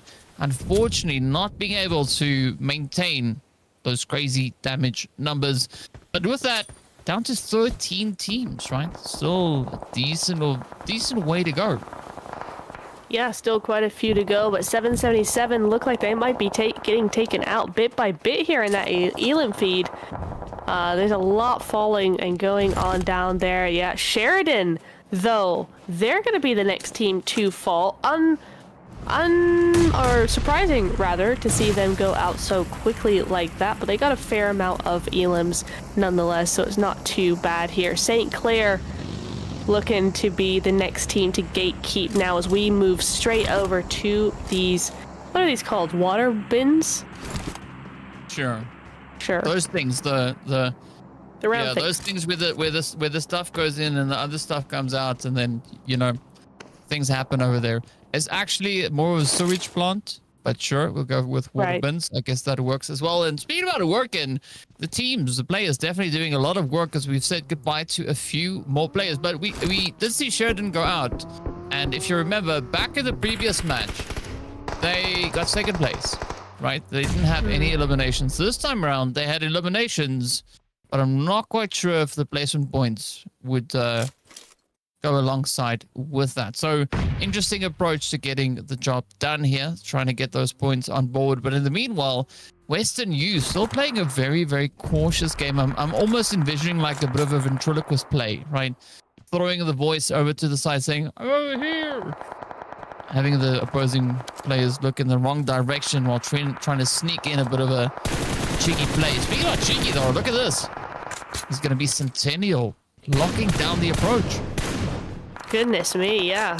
some really good stuff coming in from them. They are center zone right now, so should be looking forward to some hefty numbers if they can keep it together. Rather, they are only a duo in the middle of zone, which is quite difficult, quite dangerous to be in, as the zone once again centers up over them, and the rest of these teams now are going to start dropping like flies. I mean, 10 teams in this little space, right? Normally on Miramar, I say things are much further away than they actually appear to be. But you can't say that now because we're in stage 6. It's about the size of Sanhok. So, yeah, let's see how these teams look to rumble through this. As I think Centennial could actually be in quite a powerful angle here, right? Kirito just having a nice little bit of an angle down towards that southwestern side. So Mikey might find himself in a bit of a treacherous play here. Fame is now going to look to just rush on forward, making that dash, trying to get themselves up in towards zone. But Kent State now going up on those water bins, as you so gloriously called it. Let's see whether or not they can, take it all the way to the bank. Time will tell. They've got a good position so far. It's a good one to try and get into zone with. But I'm also looking over right where Xiz is looking as well. I want to see where those teams are going to be going, because there's a big old fight going on that's just finished, and now they need to make it into zone. But how even do you do that? Well, you were talking about fights, right? You can fight about the Amazon gift card gift card code on screen as well. It's going to be a $5 one. Grab it as quickly as you can. Otherwise, it is going to be Western U that will be beating you to it. Like we just saw them lay into the side here of Aries and the rest of the squad. But now Kent State, Ruthless, going to try and keep a very tight angle. Does secure quite a bit of a play. 24 hours is what's left as Fanshawe gets swept under the rug. Out they go. But yeah, Amazon gift card still up on screen. So if you've not had a chance to claim it, there is your opportunity. We say goodbye to Portage. Look at this. Oh, it is going to be an absolutely devastating play now coming through from the side of Ruthless. I mean, the name now holding true. Seneca A also getting snuffed, and I love the action here. Yeah, the action is very, very good. They're playing this so strategically. They're playing this so, thoughtfully. It's consistent. It's not being silly. It's not reckless or rash at all. And you really love to see it. So, really looking forward to what these teams have, because now it's starting to get to the point where there's not a lot of time left. There's not a lot of space left. And there we go. Top 4 teams left, ready to go. The nades are starting to fly now, and it is Kent State who have seemingly the advantage here. Well, let's see if they can bank on this one. 7 eliminations, currently the highest on the board right now for the teams that are still alive. Are they in it to win it? We'll find out soon enough. Prince and the rest of the crew doing everything they can to try and lock the position down. Western U is going to be the next team to get backed up and shipped out. Out comes Centennial, making their mad dash for the zone. Oh, but this could be an absolutely devastating play coming through here from Kent. As you can see, Esran quickly having to just double back on that initial approach. Utilities continuing to rain on down. Oh, the opener is there. It's going to be Mahal dropped on down. So one player remains here, and the pressure is on. Are they going to be able to make it all the way to the finish? Or will we see Sinclair getting snuffed on the way there? I mean, if they go out now, they still got 6 eliminations, right? That's a heck of a score for them, as Mahal does go down there. So that's going to leave St. Clair with not that many players left, if any, really. And Kent State not going to give up on this either, right? That one solo left alive. And Continental now wanting to have their opportunity. And really, this is a really good position for this. This is a great play from Continental. This is where you really do want to get that third party going. Well, let's see if Centennial can pick it up, right? Because they still have quite a bit of a way to go. As you can see, the code now trying to figure out what the password is to get themselves the clutch play. It is going to be a 2v4, right? 10 versus 1 eliminations. So double digits, versus a single digit. Up comes the push now. It's going to be Ninja looking quite cautiously through the push here. It's going to be Ruthless, staying true to their name. They find the first, they find the last, and that is that Centennial getting moved out of the way to make place for Kent State, securing themselves the glorious victory there. 12 eliminations to boot, and that is going to bode quite well for them. I think we might have had a quick glimpse at who the MVP could be for this game. Possibly, maybe. Yeah. I'm not gonna count on that, but who knows? It might very well be true. But a very well deserved winner chicken dinner coming through here for Kent, as well, we know they walked away with 7 points in the last match. This time around, looking to add a little bit more to that. So yeah, good valiant efforts being brought through. But of course, well, map 2 done and dusted. We have one more to go, but before we get there, we have to look at a few stats, right? We got to see who our MVP is, who our MVT is, what the leaderboard looks like, and just how much carnage these teams caused out on the battlefield.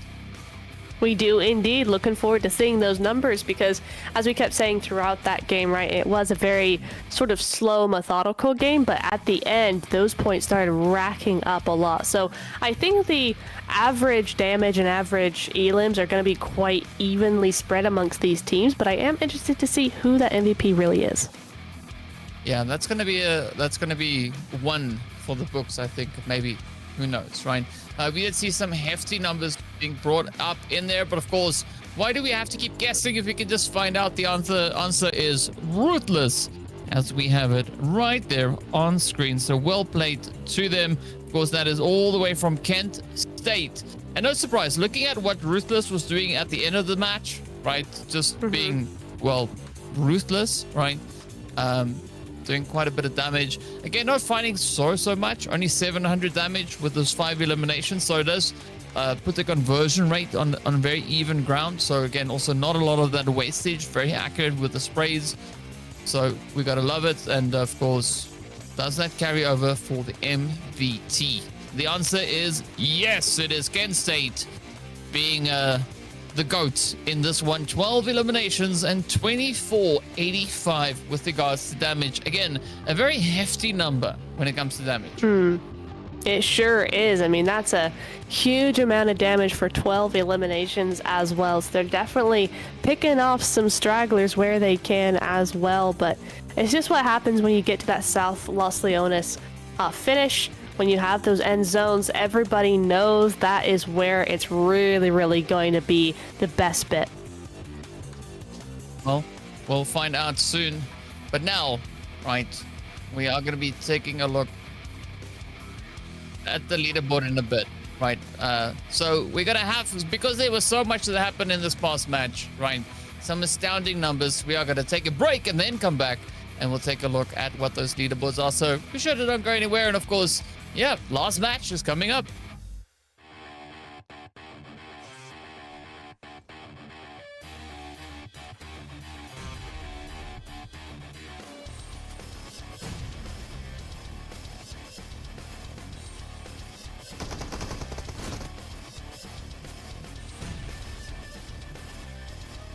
Now I'm getting really tired. It's late now, so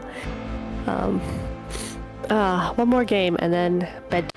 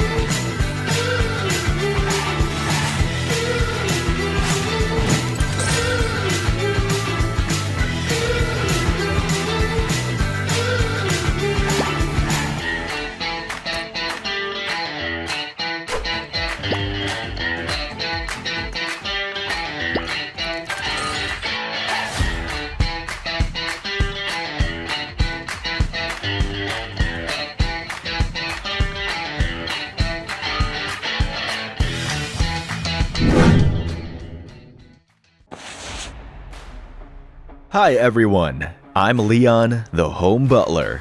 Version 3.7 brings loads of home anniversary perks, a new permanent gameplay, plus new objects. Let's check them out.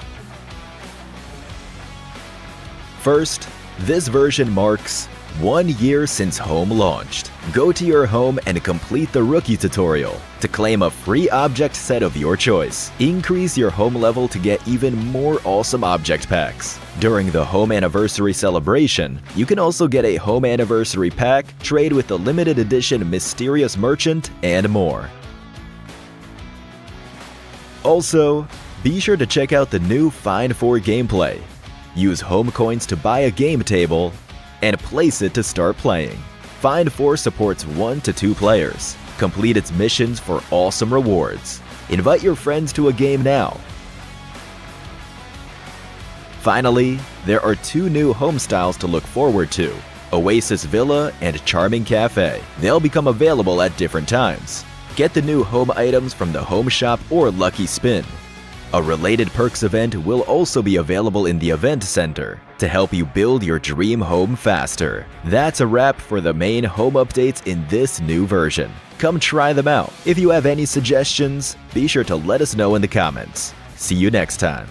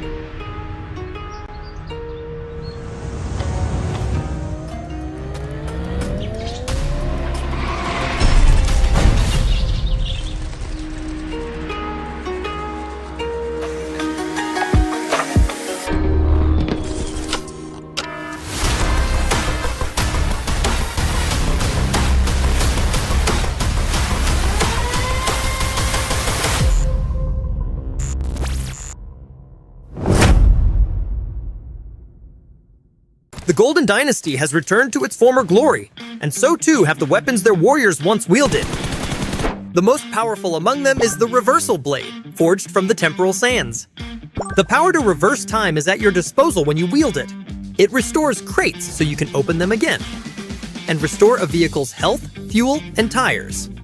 You can also mark your current location and status, gain a speed boost, then use the skill again while it's active to turn into a temporal orb and return to the marked location. Your health will also be restored to what they were when the mark was placed.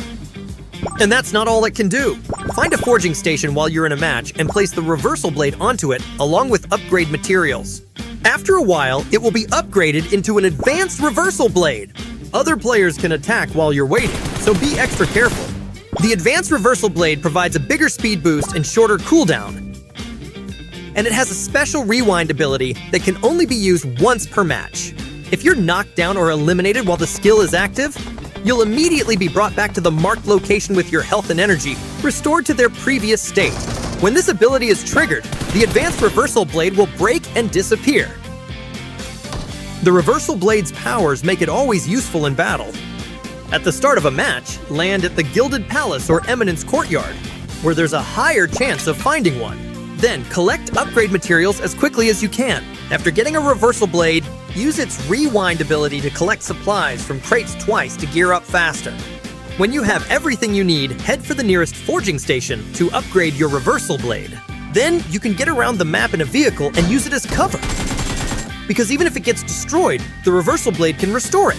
In the final play zone, the Advanced Reversal Blade's rewind ability will be your key to victory. There are also other powerful items associated with the Golden Dynasty. The Golden Scepter's powerful magic summons a healing zone that restores the health of all players within it. You also have a self-rescue chance if you get knocked down while in the zone.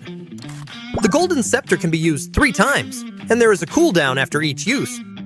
Golden armor racks also have the power to turn the tide of battle. They can be found in the Gilded Palace and Eminence Courtyard. Approach one to restore your helmet and armor's durability. If you have none equipped, it will issue a set of level 2 or 3 helmet and armor. Think it's a pity that you can only get your hands on such a powerful item in specific locations? Don't worry! With a golden armor order, you can summon a golden armor rack anywhere you want. Summoned golden armor racks last 30 seconds, during which they can be used twice. Get defensive gear anytime, anywhere. These items are extremely powerful, and used properly, can introduce lots of unexpected turns in battles. Wipe out your enemies now! Welcome back, guys. We're getting ready to move into the final match of the day. Of course, we're heading into the jungle, right? We've now gone over the pastures. We've gone into the desert. It is time for the rumble in the jungle to see who's going to be the final teams to secure those much needed points.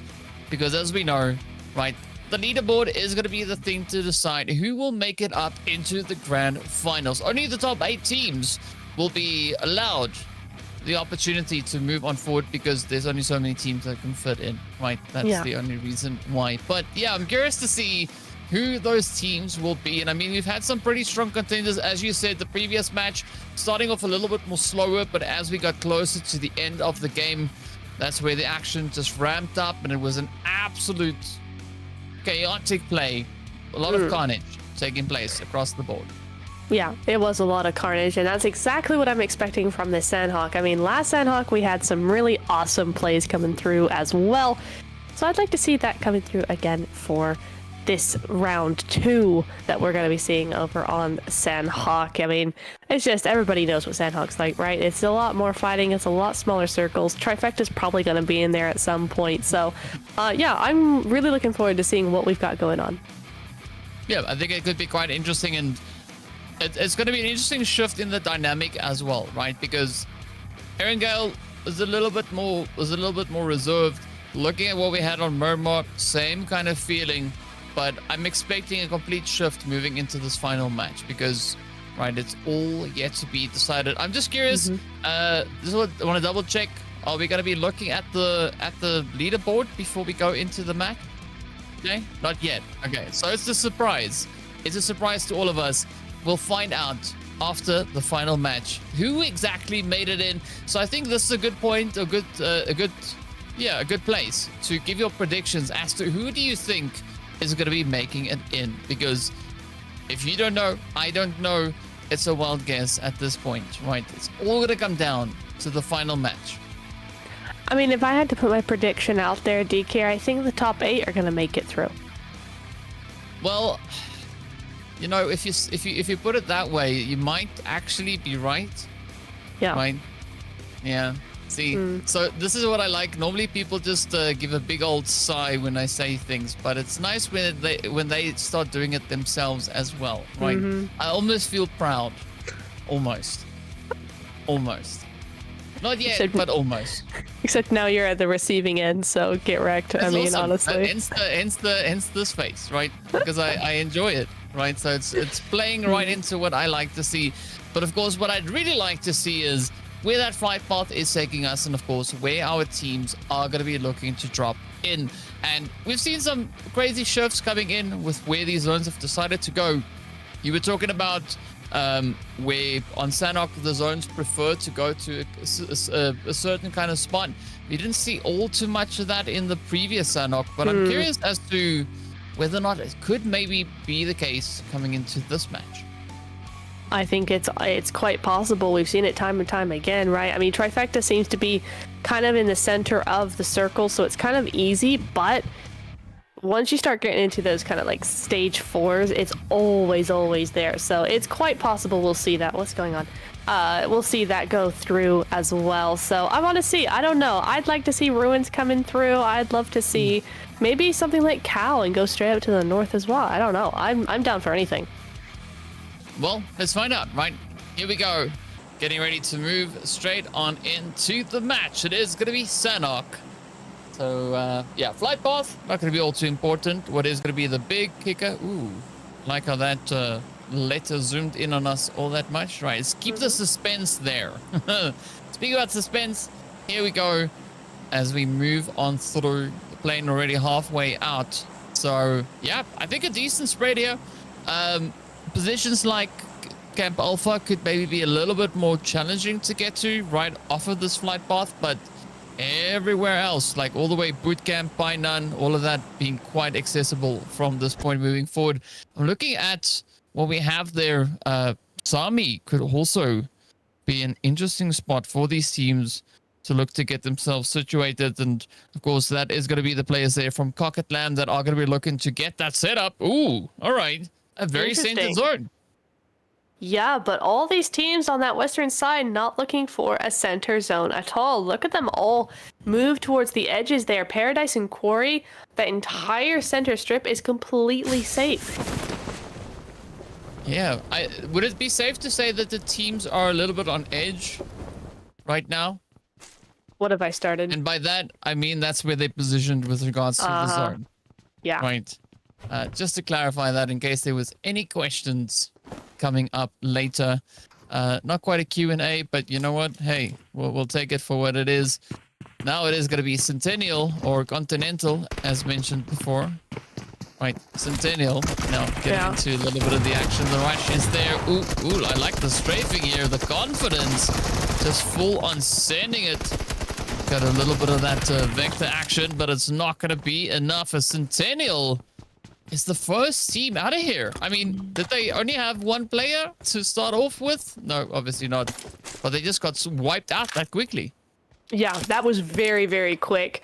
Regina not messing about whatsoever when it comes to this final match. So we're already down to 14 teams, and it might even be 13 looking at what's going on in Camp Bravo, right? You've got Fanshaw looking up against this team, and they kind of got the short end of the stick when it comes to positioning in this compound. Yeah, I mean, you know, it's a little bit of positioning between, you know, competing teams. It's nothing, right? It's nothing, but it's going to be very important now for Fanshaw to try and see if they can actually lock it down, because the other team that we saw alongside them there is the players from Seneca A. And here we have Sheridan and Nate now finding themselves in a bit of a standoff all the way up in towards Hatin.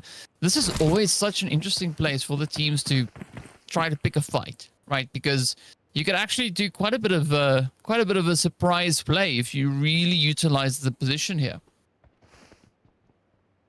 Yes, indeed. There's lots of opportunity to kind of do a little bit of a wraparound surprise sort of thing if you really wanted to. I mean, they certainly have time to do it. 2 minutes until that zone starts closing on in, and here we're really starting to see a lay of the land, as in the Elam feed, we're seeing some more stuff going on down. Thunder from KG is actually going to go down there. Well, here we have the opportunity. Up comes Dev now. Let's see, can Dev maybe lock it in? Finding a quick little spot to just get themselves patched up enough so they can continue the fight. The spray is there, but unfortunately it's going to be Nate to deliver an absolutely devastating play. This is Sheridan now down to a solo chopper. Finding quite a bit of damage. But luckily, Raju managing to survive for the time being. Quickly applying that first aid. Now trying to bring the rest of the players back up into contention. And this could be quite a bit of a turning point here for Sheridan, right? Because, I mean, Sheridan, they could do with a few points. Yeah, they could do. I mean, they had a really, really good start to the evening, and it's kind of gone downhill from there.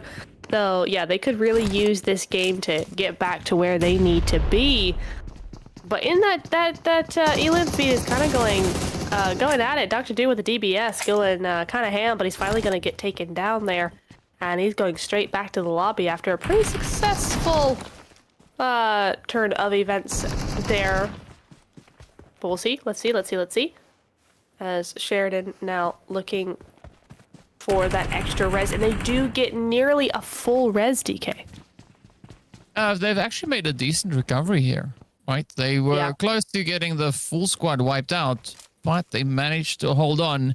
Now let's see, will they be able to turn it around as Thunder gets smacked? There, you can see the shots coming in. Off they go. So that is them now down to a 2-piece. Smokey Getting a little bit of that trade coming their way as the rest of the team now gets snuffed. That is Algoma out of here. And it's going to be Nate now applying all the pressure they can find, getting yet another knock over onto the side there of Sheridan. He missed. Oh, and that is the confirmation. Sheridan going out in 13th. And I mean, they tried, but you got to give it up to Nate, right? Just so dang aggressive. Yeah, very, very well played there. Not only did they nearly wreck the team once, they did it twice. So really good plays coming in from Nate there for sure. As we look over now back to Camp Bravo, I believe, and to Fanshawe, who have the area to themselves this time around. There's no need to be really looking around them now. They can just loot up to their heart's content. And 12 teams remaining in only 6 minutes. Wow. Yeah, I mean, they definitely upped the ante in comparison to what we saw in the previous 2 matches. But there we have it, the blue zone making its way on through. Nobody currently occupying that center zone positioning. Still a lot of edge angles being held. I like the rotations now also starting to come through there from Eagle and Damage and the rest of the crew over on towards that far side. So I'm curious as to what their position will be. Right, Humber definitely could look to bring in quite a bit of a surprise. Maybe we could see them look to transition through by none or use that bridge all the way down towards Camp Charlie. So much could happen. And of course, as you'd probably say, only time will tell, right? So we'll see soon enough where these teams are going to be going. But for now, we're looking towards the north, right? We can see the players there from Coquetlam A having a very comfortable spot close towards Paradise. There's nobody there to contest them. Yeah, that's what you really want to do. I mean, I think if we go up to them, we'll be starting to see them do some emotes and stuff because they are sitting real pretty. There's nothing for them to do here except just kind of keep an eye out of the surrounding area and make sure that no one comes too close because they've got an excellent stage, at least in this stage too, right? They've got an excellent spot for sure. So let's see if they can hold on to that. In the meantime, we do have Kent State moving on up to the boot camp hill, just trying to scout that area out as well. And 410 ammo is excessive, and I'm a loot goblin. I mean, yeah, I don't know. It's tough to say, right? Looking at the amount of shooting that these players do, I think they shoot a little bit more than we do, Nip. Maybe, because I have like 200, and that's it on my M4. Yeah. I also normally have that, but that's what my stuff is set on. So you got 360 here, so Toxic Kid can go all around, right? Go full circle. They sure can. And then maybe some more because it's 360 plus all the rounds in the magazine. Kent State also just making their way through by none. Again, a lot of the congestion that we had has kind of been resolved, at least for the time being. I think once we get into the later half of stage 2, potentially even maybe stage 3, we're going to be finding quite a few more of these altercations as the teams will have rotated up much closer to each other. And of course, for those people that are viewers, right? Well, that sounded strange. Let me try that one again. For all our viewers, there we go. That's much easier to say. There you go. We'll be having well, I'm curious to see what your predictions are for who's taking this, right? Because we didn't have a leaderboard between game 2 and 3, right? So give us your top 8, right? Oh, we only have match 1 that we looked at, so drop your predictions in the chat. You can't say 1 team, give me 8 teams, right? Because 8 teams advance. So yeah, pick 8 teams, drop their names in the chat. Let's see who gets it right. If you get it right, you get a complimentary high five from me, which you won't see because chat is behind the broadcast. But either way, it's like, you know, just imagine it's working out. All right. Yeah. All right. Sounds good to me. Sounds good indeed. Finally, caves being used here. I mean, not fully because they are not fully zoned, but caves are actually a very, very strong position that just doesn't get used all that much. So nice to see it being utilized at least a little bit here by Western U as we move over to Seneca A. Further into zone, of course, as that play zone now only has 50 seconds to go before we start it moving in. Well, you can see Kotra also paying close attention to the floor. right? Zoning themselves in, making sure that they are absolutely laser focused for the remainder of this game. So let's see whether or not Gotra can pull this one out of the bag. I'm not quite sure where the rest of the team is. Well, there's the answer. Right over there. Just well positioned around them, a little bit further down towards the southern side. Of course, we can see an additional bit of movement now coming through up towards the north as the teams get their butts going, trying to play for the positions within the zone, trying to anticipate. Quarry could also be receiving quite a bit of love there, as we could see. Right, Sinclair on a steady approach. We also then have quite a few other teams in the surrounding area. We got Georgian there, and then of course Prince and the rest of the crew also just trying to test the water, trying to figure out, you know, should they commit to that or maybe look for a bit of an alternative position. Yes, indeed. And the horse is being utilized in a competitive game. It's been subject of some controversy about whether they're actually useful in esports, and here we are seeing one being used. I suppose Sanhok is going to be one of those where it is quite useful to have. But here we go, seeing Coquitlam. Ooh, Nice. very nice. Very nice from Flip there. A great little spray going through, and now here comes that gate keep that they're trying to do, as it seems like that team on the bridge actually wants to leave the bridge entirely. Yeah, I mean, that could be the approach here now for Western, looking to see a position elsewhere that could be quite beneficial to them. But you gotta give it up though. Rocket Lampy definitely flipped the switch on that spray down all the way across the bridge. Nice bit of range. Sinclair though, also having to do quite a bit of work still, not quite in the clear. We got Akash off in the distance, slowly bleeding out. Esran trying to clear it up, trying to alleviate a little bit of the pressure so they can get the team back up onto their feet, have that full force. So 4 players now looking to push on forward. We do say goodbye to Dollar, as they will get ended up right there as well. So Coquitlam now essentially down to a solo. Not quite sure if that bridge play is going to work out in Flip's favor, but we'll find out soon enough.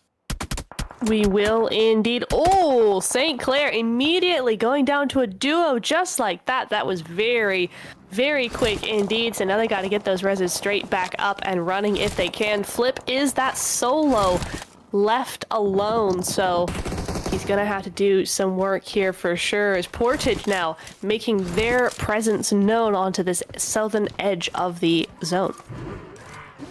Well, here comes Famous, also now looking for a little bit of action, maybe a little bit of interaction over on towards the edge here. 2 players has already been dropped on down. Oh, Devil now getting spotted out in the open. 2 players down. Mahal is going to be the final contender left for their team as the finishing blows are delivered. Up comes Portage, doing a little bit of cleanup, right, moving forward, spotting opportunities and angles as they now take those plays at the expense here of Humber. Humber still have 2 left. We can see Eagle and 1 up on the hill.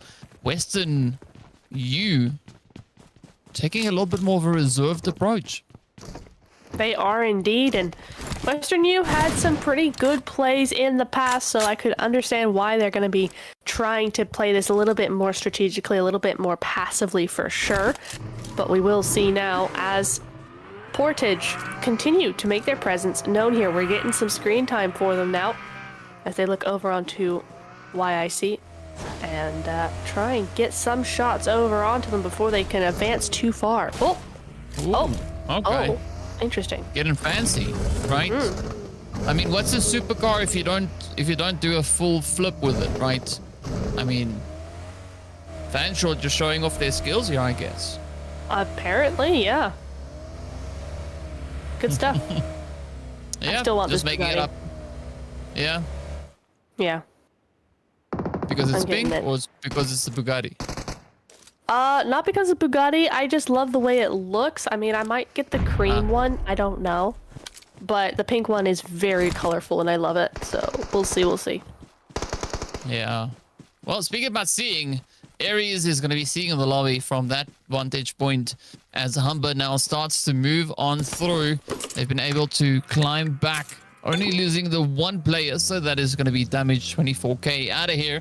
Sinclair, though, looking a little bit worse for wear, right? Down to that solo. And it is going to be a pretty tough play now, trying to make it work. All the way in Lakawi, the far edge of zone.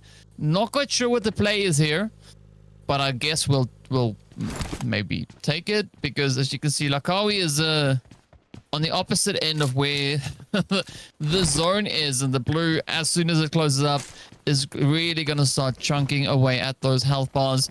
I like the position, though, that we have coming through there for Georgian. Right, very close towards center zone. It is going to allow them, I think, quite a bit of a vantage point, especially playing off of those compounds. So I think got the hills to the north or up, and yeah, that could maybe present them with what they need to rotate forward now. That zone is awful for so many of these teams, though. That hard shift up to that northeastern side now means that only 3 teams and maybe 4 are going to be able to actually get into there safely. The rest of them have to battle it out very, very fiercely indeed. So, DK, in 30 seconds, this is where the chaos starts.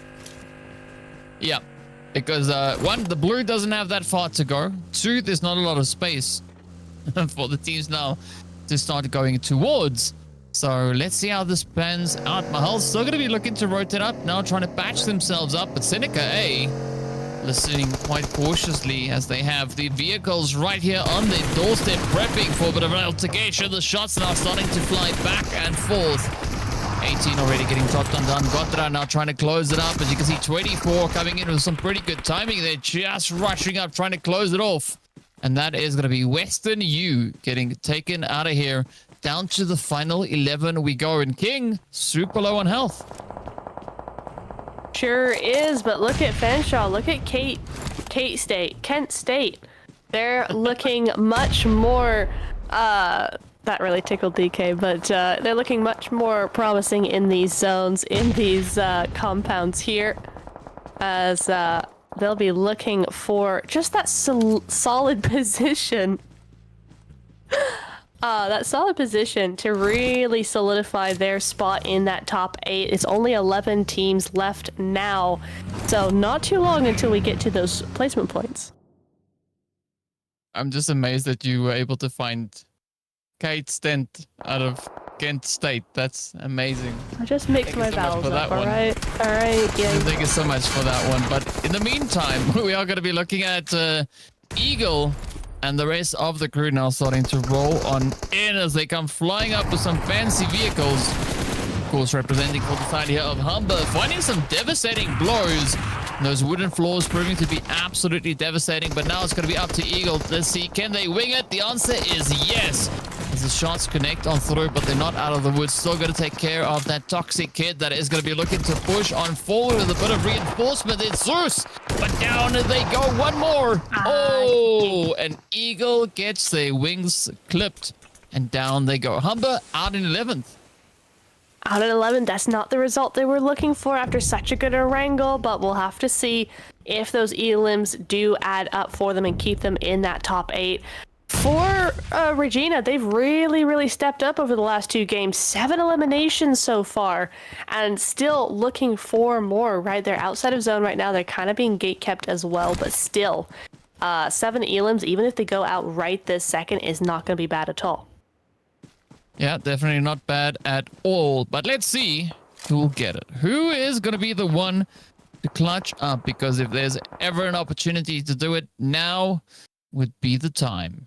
Nice little bit of a position over towards Quarry. I think for Sinclair, this is a decent spot, right? Oh, yeah. See, Quarry is one of those spots. Very easy to get into, but not that easy to get out of. Especially not if there's somebody else sharing that Quarry with you.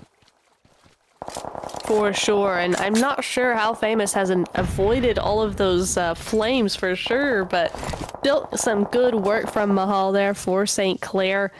Solo left of live, 0 elims. He's really got to focus on that placement, on getting as many points as he can, because this is the final game for his team.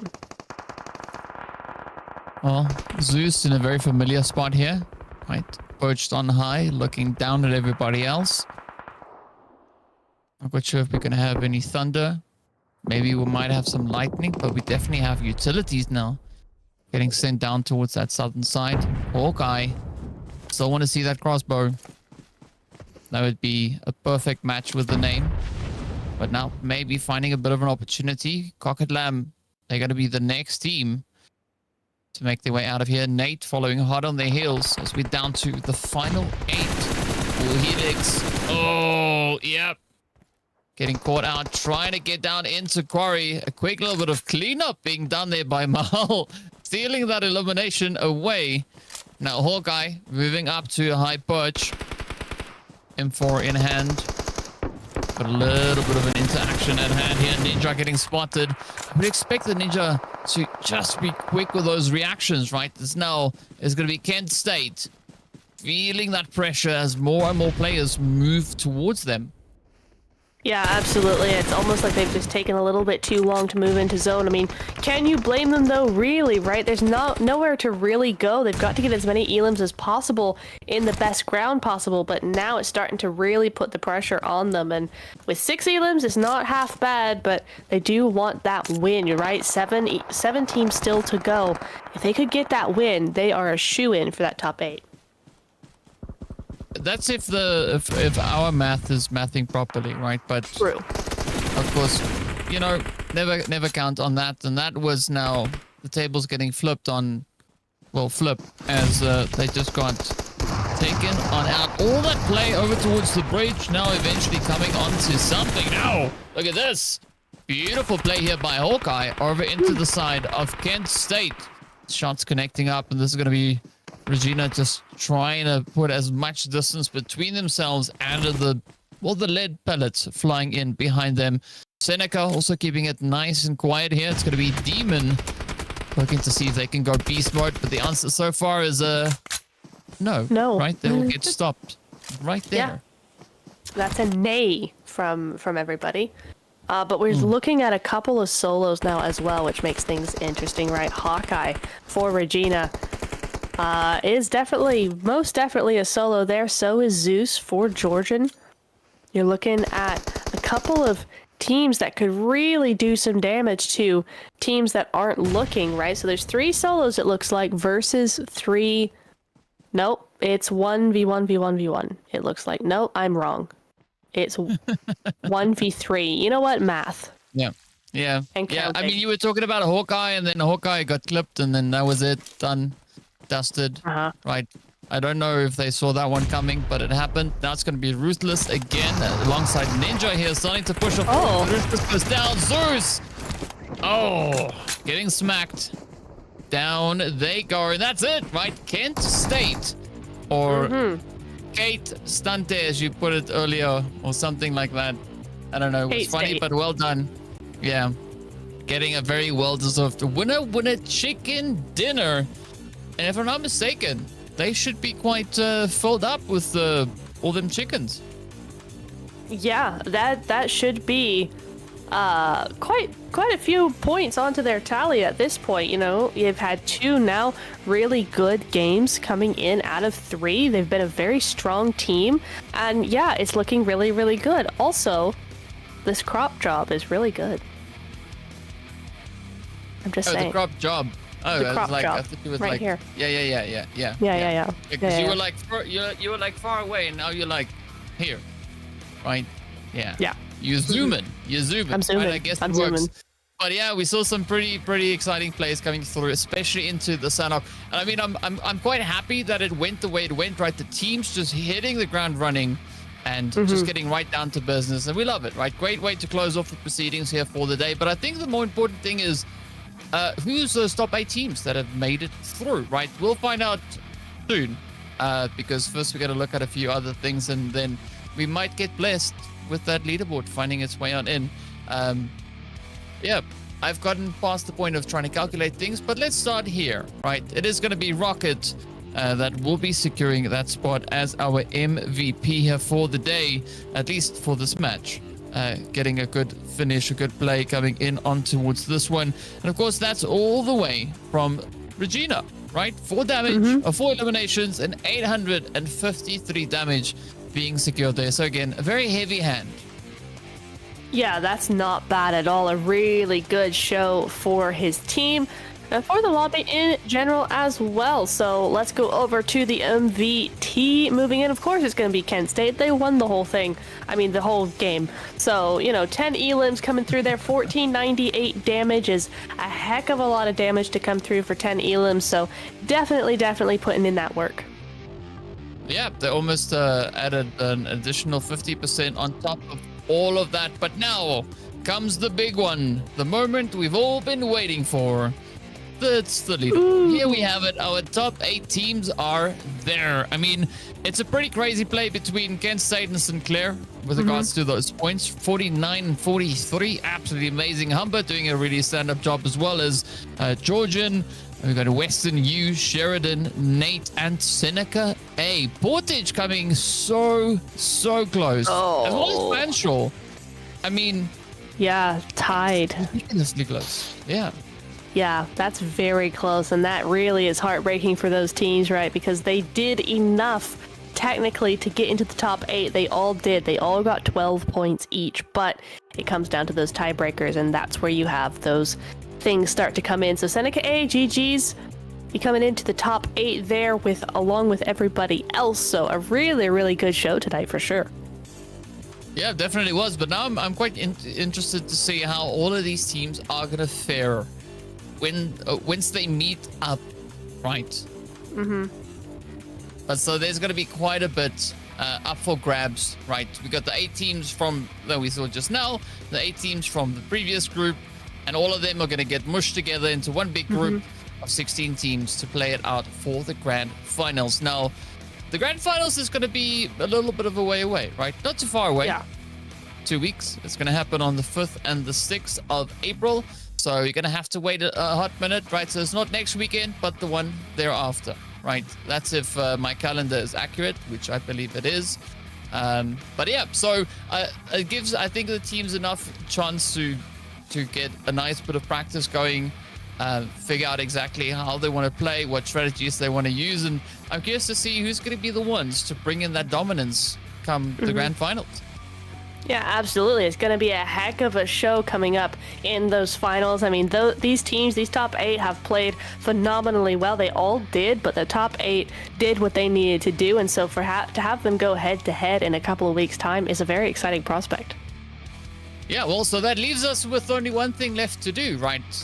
Don't forget to join us for the grand finals of the PUBG Mobile Campus Championship for NA, the Spring Split, as we'll be making our way onto the screens on the 5th and the 6th of April. I almost said August, right? Starts with the same letter, but it's April, not August, right? It's the one that's really close. Yeah, so be sure to join us, and of course also go and follow on all the social media to stay up to date. There's a Discord server as well that you can get into if you want to enter your team, right? If your school participates in the campus championship, we'd love to see your names on the screen as well. But until then, have a fantastic night from myself and Neptura. We look forward to seeing you all back again once we continue with the grand finals. Until then, see you later.